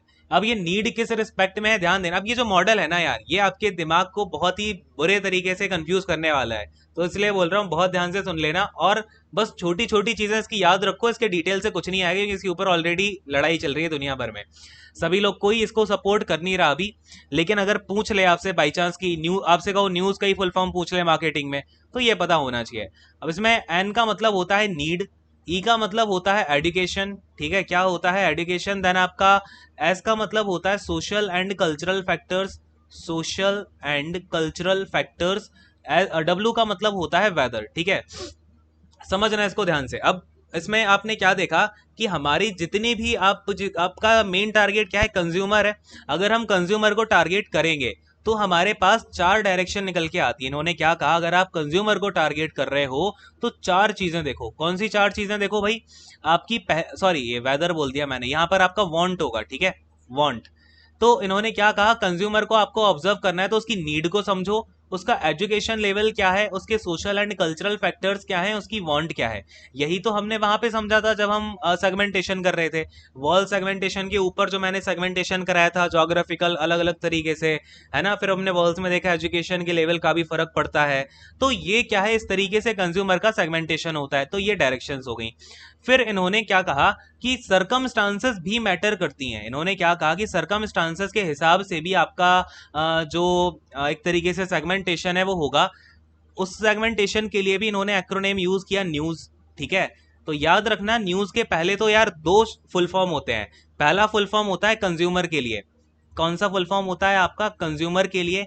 क्या होता है भाई, यहां से एन से नीड, ई से आपका क्या हो जाएगा एजुकेशन, इससे वांट हो जाएगा, एस से हो जाएगा आपका सोशल एंड कल्चरल फैक्टर। ये किसके टर्म में? कंज्यूमर के टर्म में। लेकिन अगर इसी न्यूज का फुल फॉर्म मैं आपसे पूछूं सरकमस्टांसेस के टर्म में, ठीक है ना, सरकमस्टांसेस के टर्म्स में पूछा जाए, तो भाई चेंज हो जाएगा। देखो क्या क्या हो जाएगा। मैं ग्रीन कलर से जो लिख रहा हूं वो किसके लिए टारगेटेड है? आपका सरकमस्टांसेस के लिए। इसका मतलब हो जाता है एन का नेशनल एंड इंटरनेशनल। ठीक है, क्या हो जाता है भाई? National and international environment. Basically ये क्या होता है? आपका एनवायरनमेंट होता है। आपका नेशनल और इंटरनेशनल एनवायरनमेंट कैसा है उस पर डिपेंड करेगा, ठीक है, कि लोग वहां का कैसा प्रोडक्ट लेना चाहेंगे। वहां की जो इकोनॉमिक कंडीशंस हैं, ई का मतलब यहाँ पे क्या निकल के आ रहा है? वहां की इकोनॉमिक कंडीशंस। देन जो एस है, एस का मतलब यहाँ पे क्या निकल के आता है? तो ये एस, अरे यार देखो, वेट अ सेकेंड, एक्चुअली अभी थोड़ा माइंड इधर उधर हो रहा है, थोड़ा सा यहाँ पे जो है साउंड का बड़ा इश्यू हो गया। देखो, आप लोग एक सेकंड वेट करो, ये इधर मैं समझा देता हूँ। ये तो जो सिक्योर आपका जो पहले वाला न्यूज था कंज्यूमर वाला, उसमें जो एस होता है ना, ये होता है हमारा सिक्योरिटी। ठीक है, क्या होता है ये हमारा? ये होता है सिक्योरिटी। जबकि जो हम बात करेंगे सर्कमस्टांसेस के लिए, उसमें आता है सोशल एंड कल्चरल वाला फैक्टर। ठीक है, एक बार मैं समअप करा देता हूँ, कोई बात नहीं, सॉरी फॉर दैट यार। एक्चुअली में थोड़ा सा माइंड इधर उधर हो जाता है, काफी चीजें जो है इधर उधर होती हैं, तो ऐसा हो जाता है। देखो क्या बोला मैंने आपसे कि ये यहाँ तक तो आपको क्लियर होगा कि पहला जो सी होता है कॉपरेशन, फिर जो हमारे चार बेसिक सी होते हैं। देन इसके बाद इन्होंने कहा कि जो कंज्यूमर्स होते हैं उसके बेसिस पे हमने क्या किया, चार अपने पार्ट्स में इसको डिवाइड किया, चार फैक्टर्स पे। एक नीड का हो गया, आपका एजुकेशन का, सिक्योरिटी का और वांट का। ये क्या बन गया? एक न्यूज बन गया। देन दूसरा वाला जो इनका न्यूज होता है वो किसके बेसिस पे होता है? सर्कमस्टांसेस के बेसिस पे। पहला नेशनल एंड इंटरनेशनल, दूसरा आपका इकोनॉमिक होता है, तीसरा आपका होता है सोशल एंड कल्चरल, और चौथा होता है आपका वेदर। अब मैंने क्या बोला कि यहाँ पे जब इन सारे फैक्टर्स को देखा जाता है, तो मैंने देखा जो सर्कमस्टांसेस वाले फैक्टर है ना कहीं जो इंटरनल और एक्सटर्नल एनवायरनमेंट होता है उसको डिनोट करते हैं। क्वेश्चन ये बनता है सीधा कि आपकी जो 7 सीज में कौन सा वाला ऐसा सी है जो इंटरनल और एक्सटर्नल एनवायरनमेंट पे चेंज होता है, ठीक है, पे डिपेंड करता है। तो याद रखना सर्कमस्टांसेस जो है इस पे डिपेंड करती है। जबकि जब हम कंज्यूमर्स की बात करते हैं तो इनकी कंज्यूमर्स की चार फैक्टर्स पे आपका ये डिवाइडेड रहता है। जो हमने बात करी अभी, नीड वाला हो गया, एजुकेशन वाला हो गया, सिक्योरिटी वाला हो गया और अपना वांट वाला हो गया। ठीक, देन इस तरीके से फिर जब हम और अंदर जाते हैं तो ये हर किसी कस्टमर की नीड होती है।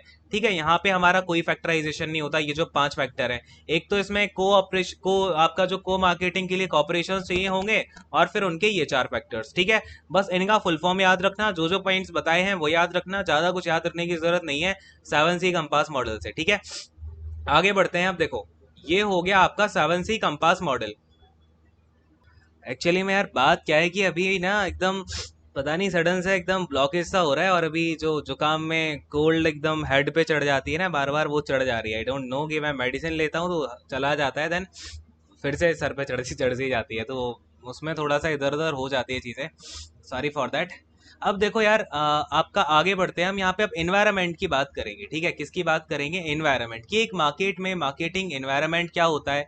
इस मार्केटिंग एनवायरनमेंट के दो फैक्टर्स थे आपके, एक था आपका कौन सा, माइक्रो, और एक था मैक्रो। ठीक है, इनको समझते हैं थोड़ा सा ध्यान से और चीज़ों को आगे बढ़ाते हैं। ठीक है, आई होप आपको सारी चीज़ें समझ में आ रही होंगी।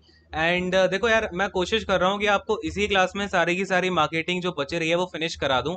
अगर एक आधा एक सेशन और होगा मुश्किल से, अगर होगा तो, नहीं तो अभी कोशिश करूंगा इसी में ही सब कुछ करा दूं। अभी आपकी क्लास और अभी काफ़ी देर तक चलेगी, ठीक है, अभी ख़त्म नहीं हुई है। तो जब तक सारी चीज़ें ख़त्म नहीं होती, कोशिश करूंगा इसी क्लास में सारा फिनिश करने की। ठीक है, देखो, और इससे आपको ये जो ऊपर हमने यहाँ पे समझा था, ये जो आपका 7th वाला सी था इनका, ठीक है ना, ये जो सेवंथ सी था कहाँ चला गया? सेवंथ सी था ना, जिससे कि हमने इसके अलग अलग फैक्टर्स लिए हैं, वेदर लिया है, वेदर को आप क्लाइमेट भी बोल सकते हो।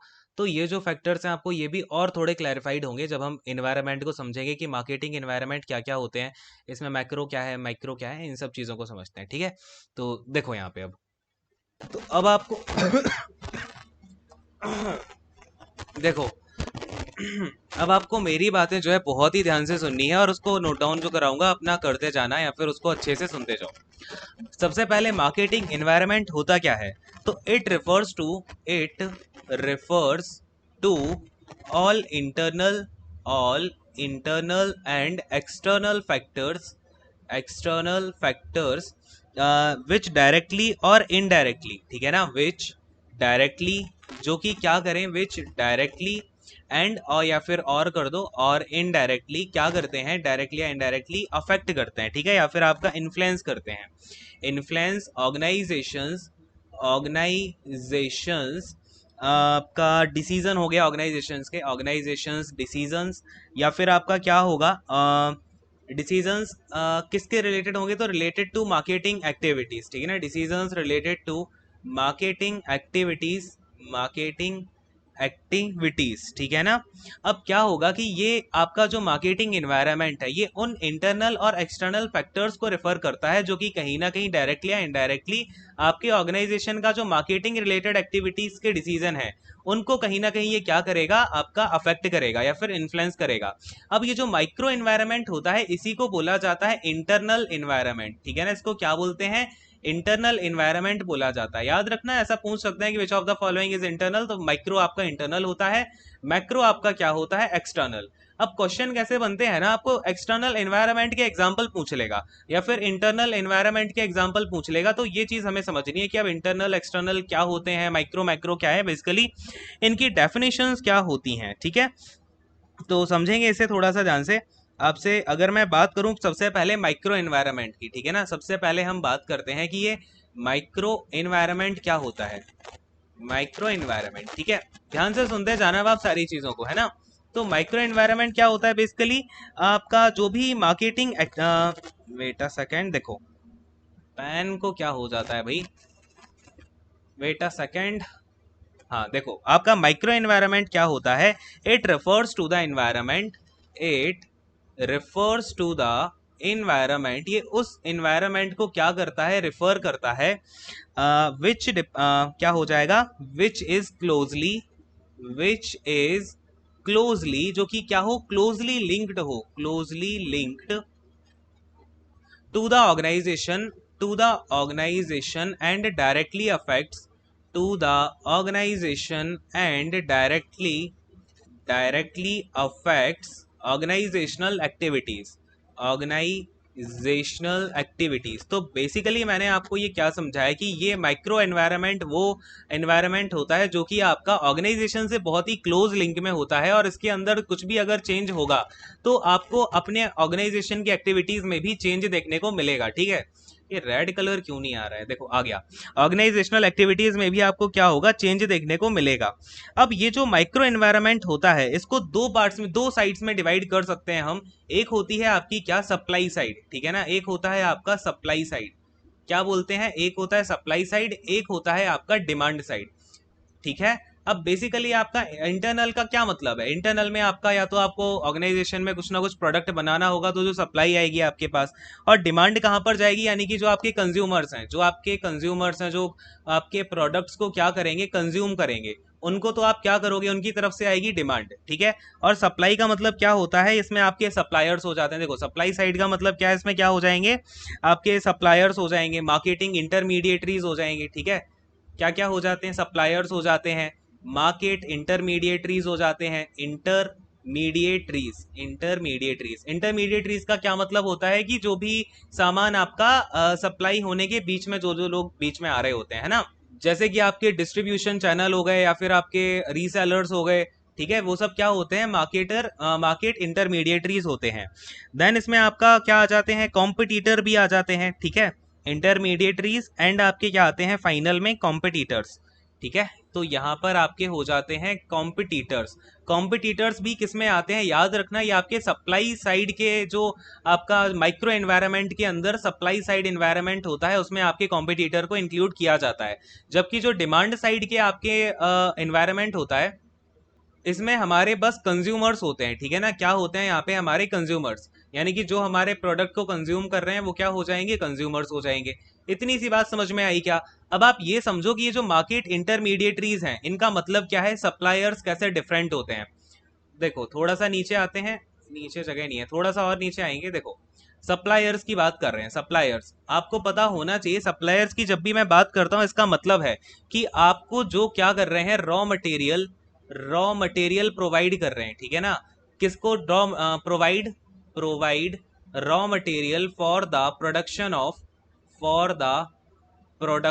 Of goods and services. तो आपका जो गुड्स एंड सर्विसेज है उसको प्रोड्यूस करने के लिए जो जहां से रॉ मटेरियल आ रहा है उसको क्या बोलते हैं, सप्लायर बोलते हैं। अब सोचो अगर आपका सप्लायर क्या करे, प्राइस ऑफ रॉ मटेरियल काफी कम कर दे। अब देखो आपका प्राइसिंग जो भी आपका फाइनल प्रोडक्ट होगा, ध्यान से देखना, ये आपका रॉ प्रोडक्ट है, जो भी रॉ मटेरियल होगा उसकी प्राइसिंग अगर बढ़ेगी तो आपके फाइनल प्रोडक्ट की प्राइसिंग भी बढ़ेगी।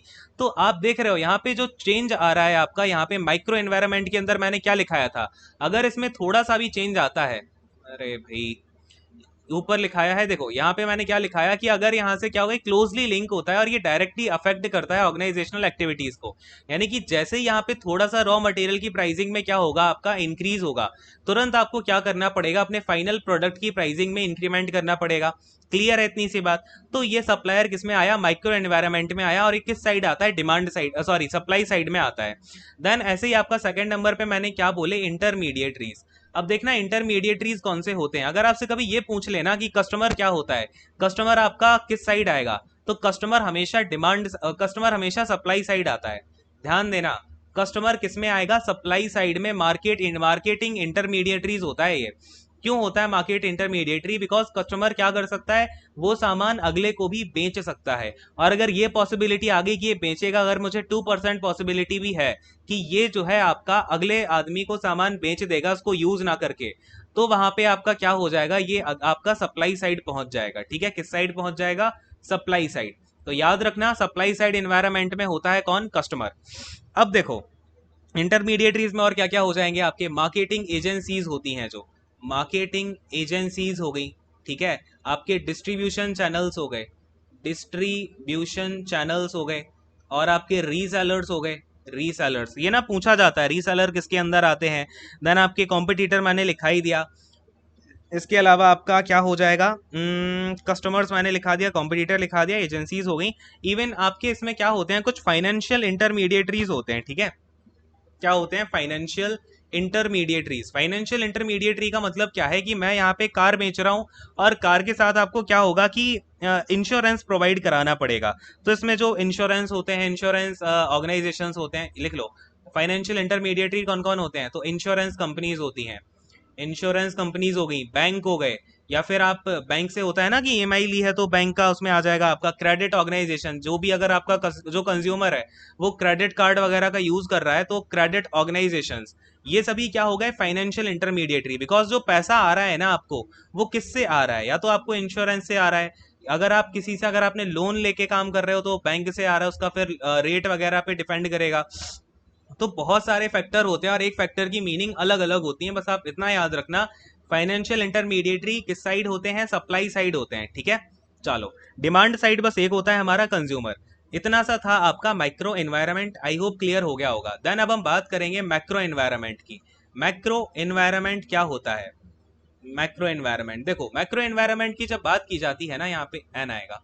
माइक्रो एनवायरनमेंट यानी कि एक्सटर्नल एनवायरनमेंट होगा, लिख लेना। और एक्सटर्नल एनवायरनमेंट तो इट इन्वॉल्व्स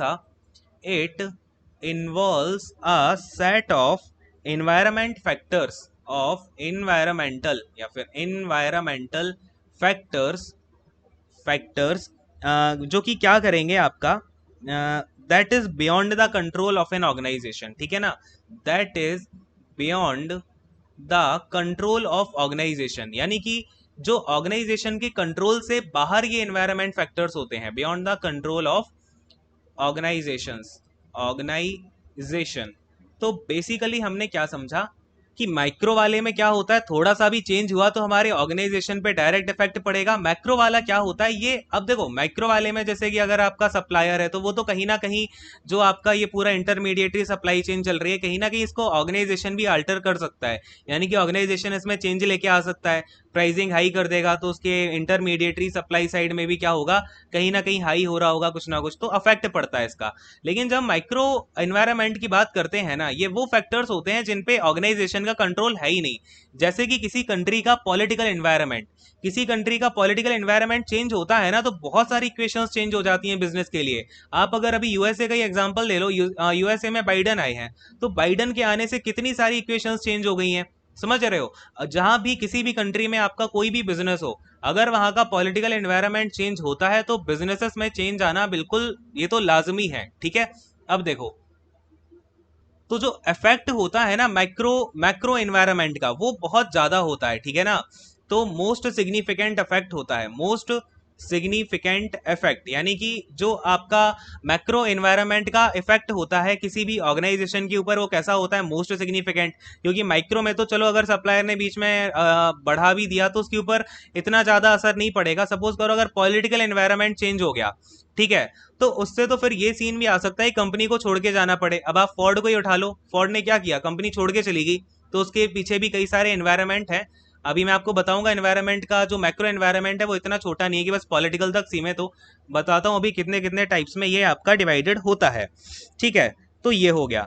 और दूसरी बात क्या होता है कि आपका जब चेंज होता है मैक्रो में, क्या होता है, change in macro environment, in macro environment, environment ये दो तरीके से इफेक्ट डाल सकता है। एक तो क्या होगा, आपको यहाँ पे अपॉर्चुनिटीज आ सकती हैं, ठीक है ना। क्या होगा, एक केस में आपका अपॉर्चुनिटीज भी आ सकती हैं, दूसरे केस में ऑर्गेनाइजेशन को थ्रेट भी आ सकता है।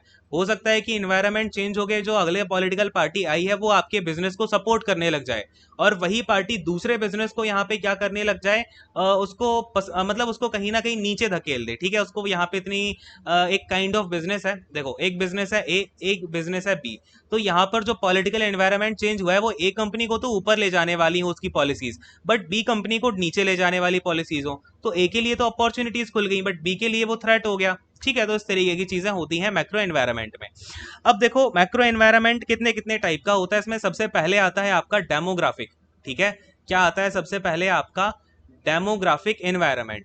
तो डेमोग्राफिक एनवायरनमेंट में वही सारी चीजें हैं जो मैंने डेमोग्राफिक आपको सेगमेंटेशन में बताया है। इसमें आपका क्या हो जाता है, एज हो जाता है, जेंडर हो जाता है, ठीक है, आपका ऑक्यूपेशन क्या है, इनकम क्या है, ठीक है, ऑक्यूपेशन, ये ऑक्यूपेशन का ऑक्यूपेशन हो गया, ठीक है, आपकी इनकम क्या है, जेंडर क्या है, रेस क्या है, ठीक है। तो उन सब फैक्टर पे, यानी कि किसी भी आप कहीं भी अपनी कंपनी डालने जाओगे तो वहां के लोगों की क्या एज है, किस जगह की लोकेशन में क्या जेंडर है, इनकम क्या है, तो ये सब भी फर्क पड़ता है ना इन सारी चीजों से। तो इसी को बोला जाता है डेमोग्राफिक एनवायरनमेंट, ठीक है। यानी कि इससे हमें क्या पता चलता है, लोगों का टेस्ट क्या है, ठीक है। तो ये तो आपको पूरा क्लियर ही है, अगेन सारी चीजें रिपीट करने से कोई फायदा नहीं है। सेकंड वाला जो इसका पार्ट होता है उसे बोलते हैं इकोनॉमिक एनवायरनमेंट, ठीक है। इकोनॉमिक एनवायरनमेंट किसका पार्ट है, मैक्रो एनवायरनमेंट का ही पार्ट है, इकोनॉमिक एनवायरनमेंट। इकोनॉमिक एनवायरनमेंट में क्या होता है कि ये जो अपने ऑर्गेनाइजेशन का कॉस्ट स्ट्रक्चर है, क्या है, अपने ऑर्गेनाइजेशन का कॉस्ट स्ट्रक्चर हो गया, या फिर आपके कस्टमर्स की परचेजिंग पावर हो गई, कस्टमर्स की क्या हो गई, परचेजिंग पावर, परचेजिंग पावर, इन सभी के बारे में बताता है। जैसे कि इसका अगर मैं आपको एग्जांपल दूं, तो आपका सपोज करो कि मैंने दो एग्जांपल दूंगा। सबसे पहले मैंने कहा कि मुझे अपनी कंपनी का मैन्युफैक्चरिंग यूनिट कहीं पे खोलनी है, एक कंट्री ए है, एक कंट्री बी है, एक कंट्री सी है।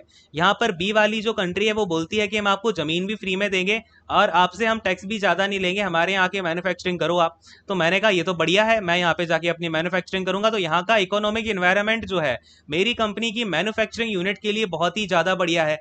फिर मैंने देखा मैं अपना सामान बेचूं कहाँ पे, मैंने देखा ए कंट्री है, बी कंट्री है, नहीं एक्स कंट्री है, वाई कंट्री है, जेड कंट्री है। मैंने कहा ये जो वाई वाली कंट्री है ना, यहाँ के लोग जो है इनकी परचेजिंग पावर बहुत ज्यादा है, मैं जो प्रोडक्ट बेच रहा हूँ यहाँ के लोग पैसे वाले भी हैं, तो मैं अपना प्रोडक्ट बेचने कहाँ जाऊंगा, तो मुझे बेचने के लिए ये इकोनॉमिक एनवायरनमेंट कहाँ का बढ़िया लगा, वाई कंट्री का लगा। तो इकोनॉमिक एनवायरनमेंट समझ में आया, अलग अलग आपका टर्म्स में अलग अलग लोगों के अलग अलग जो है आपका ये मैटर करेगा। बात की गहराई तक पहुंचे कि नहीं पहुंचे, ठीक है। तो आपकी ये लोगों की किसी जगह की करंट इनकम क्या चल रही है, है ना, किसी लोकेशन के लोगों की इनकम क्या है पूरा का पूरा ओवरऑल। तो ये सब क्या है, एक इकोनॉमिक मार्केट जो है क्रिएट कर रहा होता है। अरे मेरी बात समझ में आती है क्या? अब इकोनॉमिक जो आपका इकोनॉमिक एनवायरनमेंट है, इसको कौन कौन से फैक्टर्स अफेक्ट करते हैं? Factors affecting factors affecting economic environment.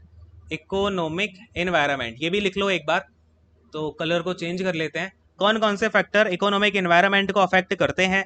तो इसमें आपका इन्फ्लेशन हो जाएगा, ठीक है। क्या हो जाएगा? इन्फ्लेशन। अगर महंगाई बढ़ेगी, यानी कि आप किसी कंट्री में प्रोडक्शन कर रहे थे, यहाँ के रॉ मटेरियल में ही इन्फ्लेशन हो गया, तो आपको ऑफ कोर्स यहाँ पे अपनी प्राइसिंग बढ़ानी पड़ेगी, ठीक है। इससे क्या होगा कि सपोज करो वाई कंट्री वालों की परचेजिंग पावर थी तो बढ़िया, लेकिन इतनी बढ़िया भी नहीं थी कि वो महंगी चीजें खरीद पाए, तो भाई इसका इकोनॉमिक एनवायरनमेंट मेरा गड़बड़ा जाएगा, ठीक है। फिर इंटरेस्ट रेट क्या है किसी जगह का, ठीक है ना, इंटरेस्ट रेट जो है वो भी इकोनॉमिक एनवायरनमेंट को डिफाइन करता है। देन आपकी कस्टमर की इनकम, ठीक है, वो इनकम बताई दिया।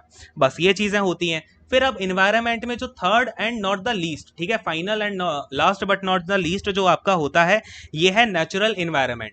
जो नेचुरल इन्वायरमेंट है वो भी आपकी जो ऑर्गेनाइजेशन है उसको बहुत ही बड़े एक्सटेंट तक जो है ये आपकी ऑर्गेनाइजेशन को अफेक्ट करेगा, ठीक है।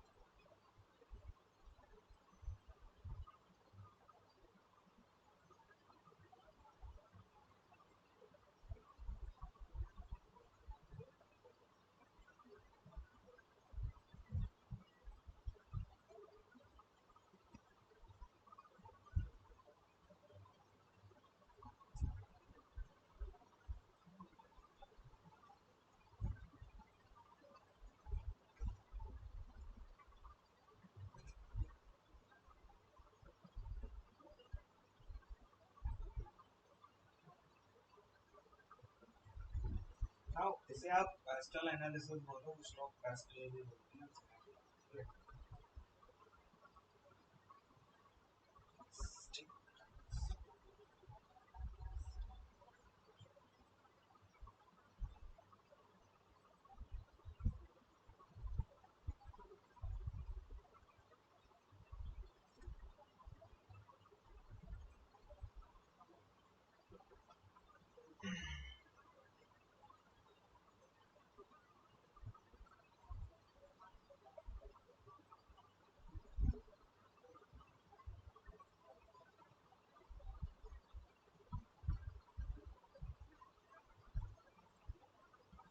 पेस्टल का मतलब होता है political, economic, social culture and technical and technological.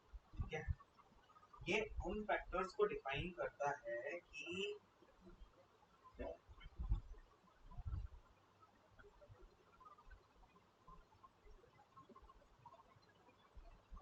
Slate का मतलब क्या होता है, लीगल फैक्टर्स हो गए, इकोनॉमिक, पॉलिटिकल, स्टीप का मतलब होता है इसमें इकोलॉजिकल फैक्टर्स ऐड हो जाते हैं।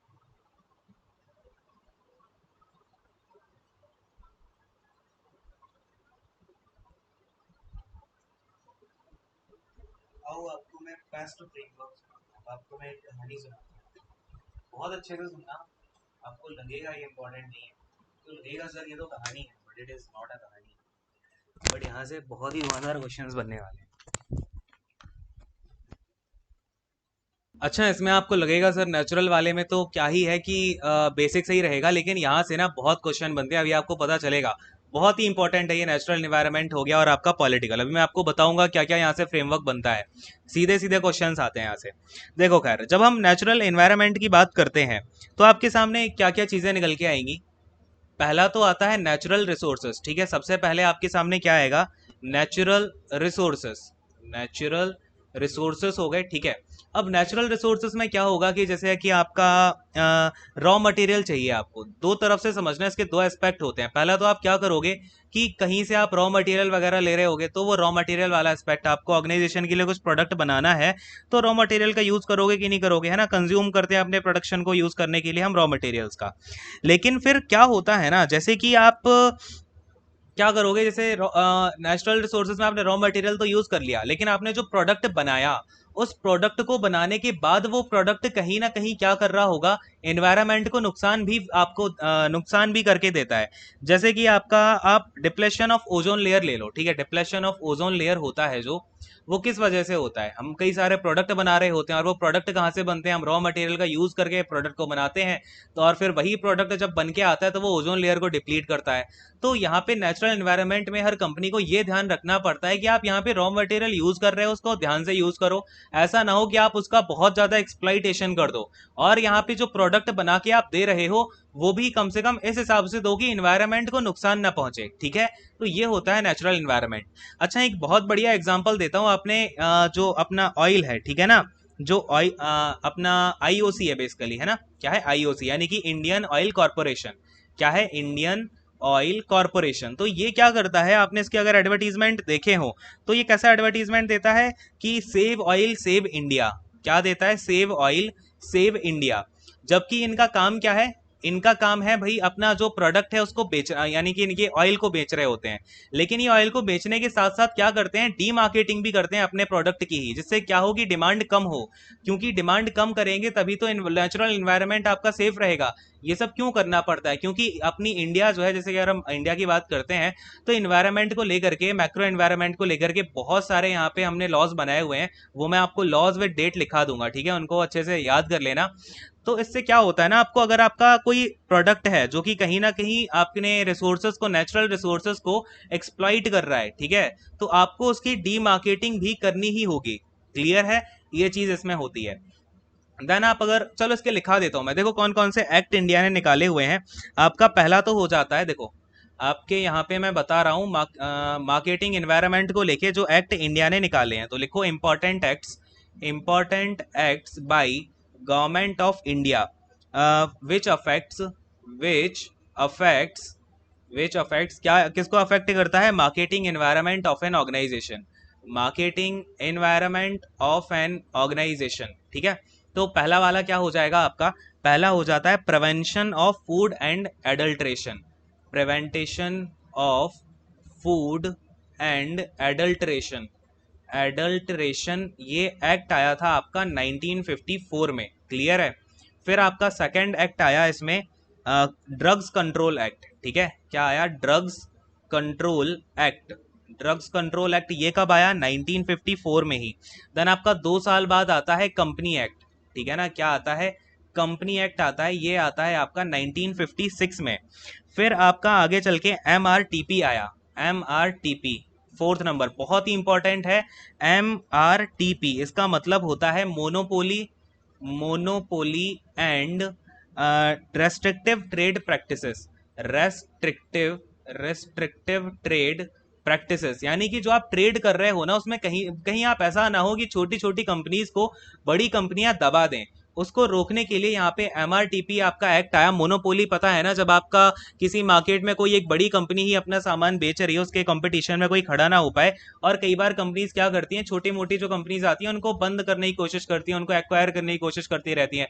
आज के टाइम पे देखोगे आप, यहाँ पे देखो एजुकेशन के मामले में क्या हो रहा है, जो देखो वो कंपनी एक्वायर कर ली जा रही है, मोनोपोली कहीं ना कहीं एस्टैब्लिश करने की कोशिश हो रही है।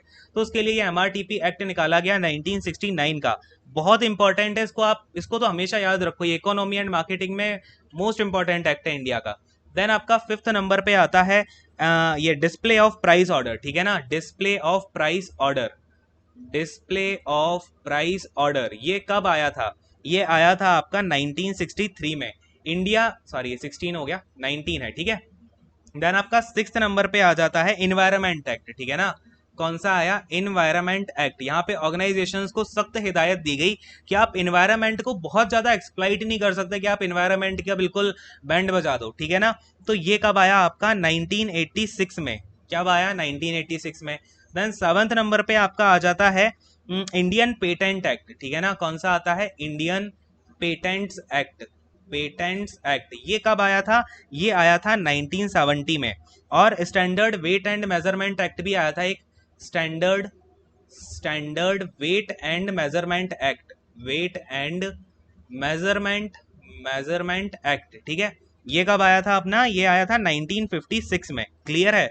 तो ये कुछ एक्ट हैं जो कि आपके काफी इंपॉर्टेंट है। और last but not the least again कौन सा है, कंज्यूमर प्रोटेक्शन एक्ट, सबसे लास्ट में आया कंज्यूमर प्रोटेक्शन एक्ट, यानी कि जो ऑर्गेनाइजेशंस हैं उनसे जो अपने कंज्यूमर हैं उनका प्रोटेक्शन की जा सके, उन्हें गलत चीज ना मिले, है ना, उनके राइट्स का यहाँ पे क्या हो सके, उनके राइट्स को प्रोटेक्ट किया जा सके 1986 में, ठीक है। तो ये याद रखना बहुत अच्छे से कि जो इन्वायरमेंट है, बेसिकली हम मैक्रो मार्केटिंग की जब बात करते हैं, मैक्रो या फिर मैक्रो इन्वायरमेंट की बात करते हैं, तो उसके अकॉर्डिंग इंडिया ने जो है अपने यहाँ पे फॉलोइंग 9 एक्ट्स जो है निकाले हुए हैं, इनके ईयर वगैरह आपको पता होने चाहिए, एक बार याद रख लेना। तो खैर नेचुरल इन्वायरमेंट में हमने पहले बात करी नेचुरल रिसोर्सेज की, नंबर 2 पे अब हम बात करेंगे, ये तो मैंने एक्ट लिखा दिया आपको बीच में। नंबर 2 पे हमारे पास आता है रिसोर्सेस हो गए आपके, ठीक है। फिर आता है आपका वेदर का, ठीक है ना, वेदर जो है, वेदर एक बहुत इंपॉर्टेंट रोल आपका प्ले करता है किसी भी कंपनी के लिए। सपोज करो कहीं पे क्या है, अब जैसे समर है, समर आ गई, ठीक है ना, वेदर कैसा आ गया, समर का आ गया, तो यहाँ पे डिमांड किसकी बढ़ेगी, आपके कूलर की डिमांड बढ़ेगी, AC की डिमांड बढ़ेगी। अब कोई कंपनी अगर वेदर में भी वेदर उसका समर का है, समर में भी वो यहाँ पे क्या करे, आपका जो क्या बोलते हैं स्वेटर्स वगैरह देती रहे, ठीक है, स्वेटर्स बेचना अपना चालू रखे, तो क्या बिकेगा, नहीं बिकेगा, ठीक है ना। ऐसे ही आपका जब विंटर आएगी, तो विंटर में आपका विंटर वेदर जब होता है तो आपकी डिमांड बढ़ेगी, स्वेटर्स की डिमांड बढ़ेगी, हीटर्स की डिमांड बढ़ेगी। तो यहाँ पे अपने ऑर्गेनाइजेशन को ना अपनी जो आप स्ट्रेटजी बना रहे हो इनके अकॉर्डिंग बनानी पड़ती है कि वेदर कैसा है, ठीक है। वेदर आपका हर एक क्या करता है, एक डिमांड क्रिएट करता है वेदर, ठीक है। तो याद रखना किसी भी कंट्री का जो आपका वेदर कंडीशंस होती हैं उससे मार्केटिंग एनवायरनमेंट बहुत ज्यादा आपका अफेक्ट होता है, जो मार्केटिंग एनवायरनमेंट है, क्लियर है। अगर आपको अपनी स्ट्रेटजी बनानी है तो उसमें आपको ये वेदर की कंडीशन भी देखनी ही पड़ेगी। देन यहाँ पे आप अपना थर्ड नंबर पे आ जाओ, जो थर्ड नंबर का फैक्टर होता है पॉल्यूशन, ठीक है। पॉल्यूशन, पॉल्यूशन में क्या आ जाता है कि आपको अपनी मार्केटिंग एक्टिविटीज के थ्रू कहीं भी आपको क्या पॉल्यूशन वगैरह नहीं फैलाना है, ठीक है। आपको अपनी मार्केटिंग एक्टिविटीज को इतना नहीं बेकार करना है कि जिससे कि आपका एनवायरमेंट डिग्रेडेशन शुरू हो जाए, ठीक है ना, एनवायरमेंट डिग्रेडेशन नहीं होना चाहिए। क्लियर है? तो आपको ध्यान रखना है कि आप यहाँ पे क्या यूज करो, पॉलीथिन बैग की जगह जूट बैग यूज करो, ठीक है, ये सब चीजें। एंड बहुत ज्यादा एक्सप्लॉइट ना करो। अगर आपका फर्नीचर वगैरह का बिजनेस है तो आप यहाँ पे एक limited amount of would use करो। आपकी फैक्ट्री से वाटर पॉल्यूशन बहुत ज़्यादा नहीं जाना चाहिए, आप उसका प्रॉपर सीवेज सिस्टम निकालो जहां भी आपको वाटर डिस्पोज करना है।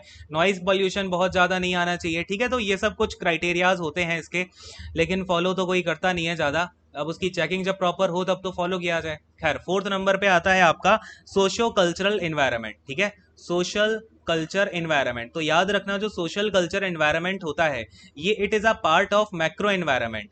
अब इसमें क्या आता है कि जैसे जहाँ के कहीं कहीं के लोग हैं तो उनका क्या कल्चर रहा है वो डिपेंड करेगा। उनकी लाइफ स्टाइल किस पे, देखो लोगों की जो लाइफ स्टाइल होती है वो कल्चर पे डिपेंड करेगी। तो जो सोशल कल्चर एनवायरनमेंट है किसी कंट्री का, अब हमारी कंट्री का बात करें तो हमारी कंट्री के लोग किस तरीके से रहते हैं, आप उस तरीके के प्रोडक्ट लेके आओगे तो आपको ज़्यादा यहाँ पे फायदा मिलेगा।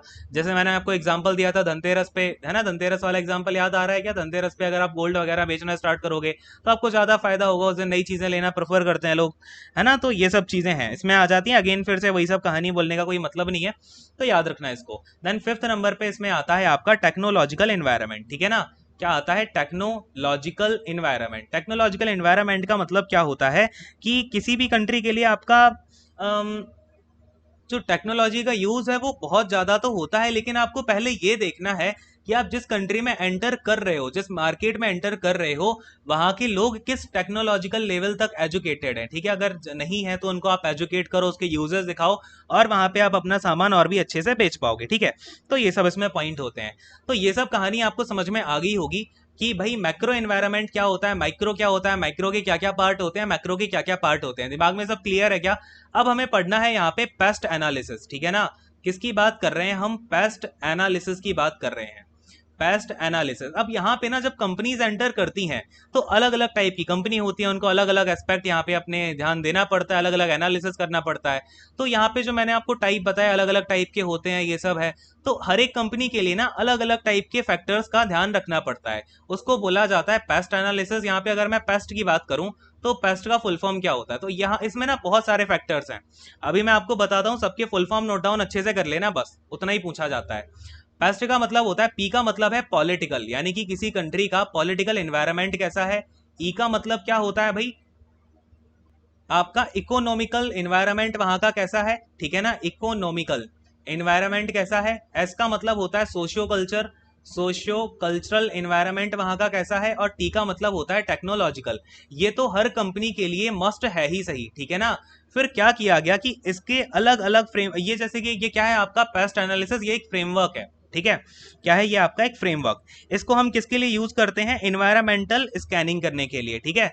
किसी भी कंपनी को जब अपनी कोई कंपनी स्ट्रेटेजी बनाती है या फिर स्ट्रेटेजिक मैनेजमेंट करती है ना, कि स्ट्रेटेजी बनाती है कहीं जाने के लिए, तो उस स्ट्रेटेजिक मैनेजमेंट में जब आपका इन्वायरमेंटल क्या किया जाता है, इन्वायरमेंटल स्कैनिंग की जाती है। इन्वायरमेंटल स्कैनिंग का मतलब होता है कि आप अपनी कंपनी के लिए सुटेबल इन्वायरमेंट देख रहे हो, ठीक है ना। यानी कि किसी जगह का आपने सोचो, आपने डिसाइड कर लिया कि मैं ए कंट्री में जाऊंगा, तो आप उस ए कंट्री का क्या करोगे? इन्वायरमेंटल एनालिसिस करोगे, माइक्रो क्या है उसका, मैक्रो क्या है, तो उसमें क्या क्या पॉइंट आपको देखने होते हैं, उस हिसाब से ये अलग अलग यहाँ पे फैक्टर्स निकाले गए। पीएसटी एनालिसिस के अंदर सबसे पहला आता है आपका पेस्टल, ठीक है ना। क्या आता है? पेस्टल। इसको पेस्टल भी लिखते हैं कई लोग इसको पेस्टल भी लिखते हैं, ठीक है ना, ऐसे TLE या TEL। तो पेस्ट का फुल फॉर्म आपको मैंने ऊपर बता दिया। ये जो आगे वाला ई है इसका मतलब होता है आपका क्या बोलते हैं इसको, इन्वायरमेंटल एंड लीगल, ठीक है ना। ई, इस वाले ई का मतलब होता है इन्वायरमेंटल, इन्वायरमेंटल, और इस एल का मतलब होता है लीगल, ठीक है। तो यहां भी आपका ये लीगल हो गया, तो इन्वायरमेंट को आगे कर दो, ये हो गया पहला वाला। फिर इसका दूसरा बनता है सेकंड नंबर, थोड़ा सा और नीचे आते हैं। सेकंड नंबर इसका बनता है कौन सा? पी स्लैप्ट बनता है, ठीक है, स्लैप्ट। अब आप पूछोगे सर स्लैप्ट का फुल फॉर्म क्या है? एस का मतलब तो वही सोशियो कल्चरल, एल का मतलब क्या हो जाता है? लीगल, ठीक है ना। तो इसमें आपने क्या किया, अकेला लीगल ऐड कर दिया तो स्लैप्ट बन जाता है। ई वही आपका इकोनॉमिक, पी आपका पॉलिटिकल, टी आपका टेक्नोलॉजिकल। क्लियर है? देन आपका थर्ड नंबर पे देखो क्या बनता है। थर्ड पे बनता है स्टीप, ठीक है, क्या बनता है, स्टीप बनता है। स्टीप का मतलब क्या हुआ, इसमें आपका जैसे कि एस का मतलब सोशियोलॉजिकल, टी का मतलब टेक्नोलॉजिकल, मैं बताता जा रहा हूं, आपको लिखना है। ई का मतलब इकोनॉमिकल, पी का मतलब पॉलिटिकल, और इस ये जो ई है याद रखना, स्टीप वाला जो ई होता है इसका मतलब होता है इकोलॉजिकल। इसमें क्या किया जाता है, इकोलॉजिकल फैक्टर्स को हम यहाँ कंसीडर करते हैं साथ में। एस टी ई पी तो आपको पता ही है, या इसको आप पेस्ट कर दो, स्टीप कर दो, ठीक है, जो भी है। फोर्थ नंबर पे आते हैं, तो इसमें आ जाता है आपका स्टीपल, ठीक है ना, क्या आता है, देखो ध्यान से, स्टीपल ये होता है। अब इसमें स्टीपल में आप देख रहे हो 3 ई हैं, क्या क्या होता है देखना ध्यान से। एस का मतलब क्या है, सोशो कल्चरल, टी का मतलब टेक्नोलॉजिकल, ई का मतलब आपका क्या होता है, इकोनॉमिकल, और इस ई का मतलब क्या होता है, बोलो फटाफट से क्या होगा, हाँ, इकोलॉजिकल, ठीक है ना, जो हमने ऊपर बात की, ये होता है आपका इकोलॉजिकल, ये होता है आपका पॉलिटिकल, ये होता है लीगल, और इस वाले ई का मतलब होता है एथिक्स, ठीक है ना। तो स्टीपल में आपको समझ में आया। देन अगर इसे कहीं कहीं ना स्टीपल्ड लिख देते हैं, ठीक है, क्या लिख देते हैं, स्टीपल्ड, तो इस डी का मतलब क्या हो जाता है, डेमोग्राफिक। इस डी को भी इंक्लूड कर दोगे तो क्या हो जाएगा भाई, डेमोग्राफिक हो जाएगा। क्लियर है, बिल्कुल बिल्कुल दिमाग में बैठ गया। इसको ना इस तरीके से भी पढ़ देते हैं कुछ लोग, कैसे भाई, पेस्टली, पेस्टली, ठीक है, आप देखोगे तो वर्ड जो आपके अल्फाबेट हैं वो वही हैं, लेकिन बस जो उनको रखने का फॉर्मेट है वो चेंज कर देते हैं, है सेम ही चीज। देन फिफ्थ नंबर पे अगर आप ऑब्जर्व करोगे आपको मिलेगा डेस्कटॉप, ठीक है ना, क्या मिल जाता है यहाँ पे, हमें डेस्कटॉप मिल जाता है। इस डेस्कटॉप का मतलब क्या है, इसमें आपका क्या ऐड हुआ है, इसमें आपका ये डी का मतलब हो जाता है डेमोग्राफिक, और यहाँ पे ये जो आप ई देख रहे हो ये तो इकोनॉमिक हो गया, फिर इसको पहले आप क्या कर दो, इकोलॉजिकल, ठीक है, इकोलॉजिकल, देन ये socio cultural, technological, economical, political, ठीक है। चलो, देन आपका क्या आ जाता है, सिक्स्थ वाले नंबर पे ये आ जाता है SPELIT, ठीक है ना, क्या हो गया, एस्पेलेट हो गया।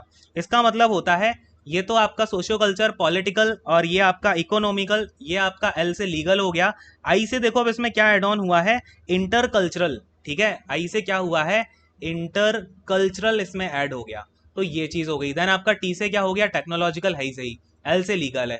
देन आप देखो सेवंथ नंबर पे, सेवंथ नंबर की जो फॉर्मेट होती है इस फ्रेमवर्क में, ये होती है PME, PMESII और PT, ठीक है, इसका फुल फॉर्म क्या हो जाएगा, तो ये आपका P से पॉलिटिकल, M से क्या हो जाएगा, बोलो फटाफट से क्या होना चाहिए, देखो, ये होता है पॉलिटिकल, M से होता है मिलिट्री, ठीक है ना, कहीं की जो मिलिट्री कंडीशंस है वो भी आपको ऑब्जर्व करनी होती है आपकी। अब देखो आपका ऑर्गेनाइजेशन जिस तरीके का होगा वो डिपेंड करेगा।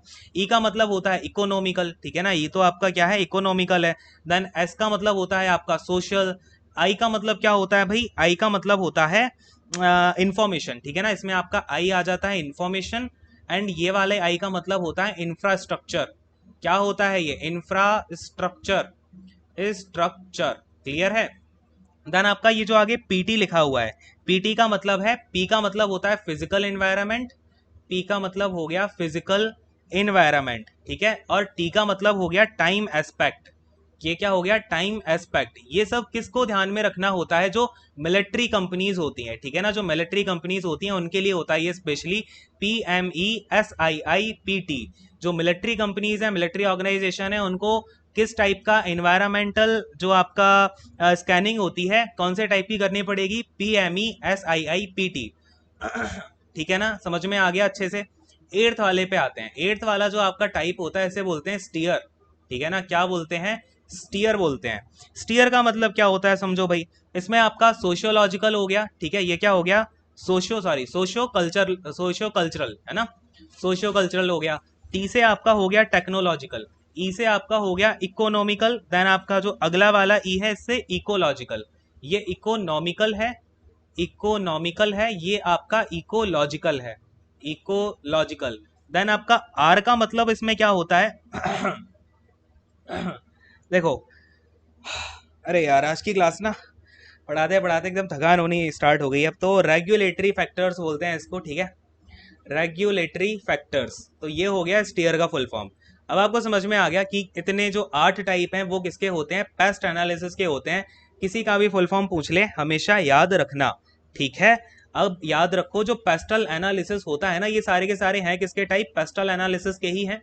तो पेस्टल एनालिसिस जो है ये क्या है आपका, एक टूल है, एक tool used as a situational analysis, used as situational situational analysis, ठीक है ना, किस में यूज किया जाता है? सिचुएशनल एनालिसिस में, for business evaluation purposes, for business evaluation evaluation purposes, ठीक है, पर्पसेस। तो ये चीजें होती हैं, ठीक है। अब देखो, अब जाके आप इस कंडीशन में आए हो कि आपको शॉर्ट एनालिसिस थोड़ा सा समझ में आए, अब आपको मतलब शॉर्ट एनालिसिस पूरा समझ में आएगा कैसे क्या इसमें चीजें होती हैं। देखो, स्वॉट एनालिसिस की अगर मैं बात करूं तो इसके लिए मैं एक टेबल बनाता हूं। अरे यार, कितनी गंदी राइटिंग आ रही है ना, लिख लिख के मेरा हाथ दर्द हो रहा है। एक तो पहले से ऑलरेडी हाथ में चोट लगी हुई है, बोल बोल के पहले से यहाँ भी गले की हालत भी ख़राब है। बट स्टिल देखो, ये लास्ट टॉपिक आपका है। इसके बाद अगर होगा तो मैं एक लेक्चर और दूंगा फाइनल, अगर आपको करना हो तो, जिसमें कि थोड़ी सी अलग एक्स्ट्रा चीज़ें हैं जो मुझे लग रहा है बतानी चाहिए। बता देना आप लोग अगर आपको चाहिए हो तो, अगर नहीं चाहिए हो तो फिर ठीक है। बट स्टिल आई वॉन्ट कि वो मैं आपको करा दूँ तो वो मैं करा ही दूंगा, ठीक है। लेकिन जो लोग अभी ख़त्म करना चाहो, यहाँ तक पढ़ के भी आप लोग एंड कर सकते हो, ठीक है। जो लोग उसको ग्रस्प कर पाओ करना, जो लोग नहीं कर पाओ तो मत करना उसे, ठीक है। देखो, अब यहाँ पे ना ये मैंने बनाया, यहाँ पर सबसे ऊपर मैं लिख रहा हूँ internal internal affect internal environment, ठीक है ना, इंटरनल इन्वायरमेंट, इन्वायरमेंट हो गया। देन आपका एक्सटर्नल इन्वायरमेंट, या फिर आपका एक्सटर्नल एक्सटर्नल इन्वायरमेंट ही लिख देता हूँ, इन्वायरमेंट। या फिर यहाँ पर आप मैक्रो लिख दो, यहाँ पर आप क्या लिख दो भाई, माइक्रो लिख दो, ठीक है। ये स्वॉट ऐसा होता है, ये होता है एस, ये होता है डब्ल्यू, ये होता है ओ, ये होता है टी। यहाँ पर होता है हेल्पफुल, ये क्या है, हेल्पफुल है। और यहाँ पर आपका होता है हार्मफुल, ये क्या होता है भाई, हार्मफुल होता है किसी भी कंपनी के लिए। अब देखो, एस का मतलब क्या होता है, स्ट्रेंथ होता है ये आपका। डब्ल्यू का मतलब क्या होता है, वीकनेस होती है आपकी। ओ का मतलब होता है अपॉर्चुनिटीज। अच्छा, ये मैंने आपको अगर याद हो थोड़ा सा समझा रखा है सॉर्ट के बारे में आपको, सीआरएम के जो मैंने आपको वो कराए थे एक्रोनेम्स, है ना। तो देखो, अब क्या हो गया, strength, weakness, opportunities and threat. जब मैं इंटरनल मार्केट की बात करता हूं तो इंटरनल मार्केट में मेरी या तो स्ट्रेंथ बनेगी, है ना। अगर मेरा इंटरनल मार्केट का पूरा सप्लाई चेन बढ़िया है, मेरा जो डिमांड साइड का इन्वायरमेंट है वो बढ़िया है, कंज्यूमर्स मेरे सब ठीक ठाक हैं, तो वहां से मेरी क्या होगा, स्ट्रेंथ बढ़ेगी और ये मेरी कंपनी के लिए कैसा है, यूजफुल है। अगर वहां पे मेरा इंटरनल इन्वायरमेंट यहाँ पे कहीं ना कहीं वीक होगा तो वो मेरी कंपनी के लिए कैसा है, हार्मफुल है। तो याद रखना, इंटरनल इन्वायरमेंट मेरी कंपनी को स्ट्रेंथ प्रोवाइड करेगा, वीकनेस भी दे सकता है। अब एक्सटर्नल एनवायरनमेंट में क्या होगा, अगर मेरे लिए हेल्पफुल है एक्सटर्नल एनवायरनमेंट तो मेरे लिए अलग अलग क्या करेगा, अपॉर्चुनिटीज पैदा करेगा। आपने देखा भी, मैंने ऊपर भी बताया था, अगर आपको पॉलिटिकल सिस्टम, पॉलिटिकल कोई आपका चेंजमेंट हुआ किसी कंट्री में और उसने आपके बिजनेस को यहाँ पे सपोर्ट करना शुरू कर दिया, तो आपका बिजनेस का यहाँ पे क्या होगा, अलग अलग अपॉर्चुनिटीज मिलेंगी। लेकिन वहीं अगर उसने सपोर्ट नहीं किया, आपका बिजनेस नीचे जाने लग जाएगा। आपने एनवायरनमेंट जो भी, अभी हमने मैक्रो एनवायरनमेंट के इतने सारे फैक्टर्स देखे, आपके जो पेस्टल एनालिसिस के मैंने फैक्टर्स बताए उसमें से कहीं ना कहीं आप लेक कर गए, तो आपको वो क्या बन जाएगा, आपके बिजनेस के लिए थ्रेट बन जाएगी, ठीक है ना। तो यही होता है शॉर्ट एनालिसिस, ये हर कंपनी को करना होता है। किस बेसिस पे होता है, माइक्रो और मैक्रो एनवायरनमेंट के बेसिस पे होता है, ठीक है। और बेसिस कैसे होगा भाई, आप स्कैनिंग कराओगे एनवायरनमेंट की, ऐसी जो मैंने ऊपर बेस बताए हैं, तो पेस्टल एनालिसिस करा के ही आप यहाँ पे शॉर्ट एनालिसिस कहीं ना कहीं कर रहे होते हो। अब इसमें दो चीजें हैं, क्या क्या है, आप या तो आप इंटरनली भी इसको कर सकते हो और आप एक्सटर्नली भी इसको कर सकते हो, ठीक है। जैसे कि सपोज करो किसी कंट्री में मुझे अपना कार का प्लांट डालना है, कल मैं देखो, कल मैं किसका सीईओ था भाई, एप्पल का था। आज सपोज करो मैं सीईओ बन गया हूँ वोल्क्सवैगन का, ठीक है। तो मैं क्या बोल रहा हूँ भाई, मेरी वोल्क्सवैगन जो है कंट्री एक्स में ही बनेगी, बिकॉज कंट्री एक्स में जो मैन्युफैक्चरिंग पे वो लोग टैक्स भी नहीं ले रहे हैं और यहाँ पे हमें वर्कर भी बहुत सस्ते मिल रहे हैं, जमीन भी सस्ती मिल रही है। तो वहां मुझे क्या मिल गई, अपॉर्चुनिटी मिल गई। किस पे डिपेंडेंट है ये, मैक्रो एनवायरनमेंट पे, एक्सटर्नल एनवायरनमेंट पे डिपेंड है, ठीक है। तो इस तरीके से काम करता है ये। अगर आप लिखना चाहो तो एक दो लाइन लिख लो इसके बारे में, मैंने वैसे ऑलरेडी लिखा रखी है शॉर्ट एनालिसिस के बारे में काफ़ी कुछ। अब लिख लो इसको, क्या लिखोगे आप कि short analysis, short analysis is a technique, is a, ये इज लिखा हुआ है, ठीक है ना, इज अ टेक्निक। क्या होती है ये, एक टेक्निक होती है। Technique used for assessing, used for assessing, assessing क्या असेस करने के लिए, परफॉर्मेंस, परफॉर्मेंस, ठीक है, आपकी कंपनी की परफॉर्मेंस। कंपटीशन क्या है, कंपटीशन, कंपटीशन। देन आपका जो रिस्क है, ठीक है ना, रिस्क हो गया। And potential of a business, and potential of a business, ठीक है ना। तो ये होता है आपका क्या, सॉट एनालिसिस। आई होप आपको ये सब क्लैरिफाई हो गया होगा यार।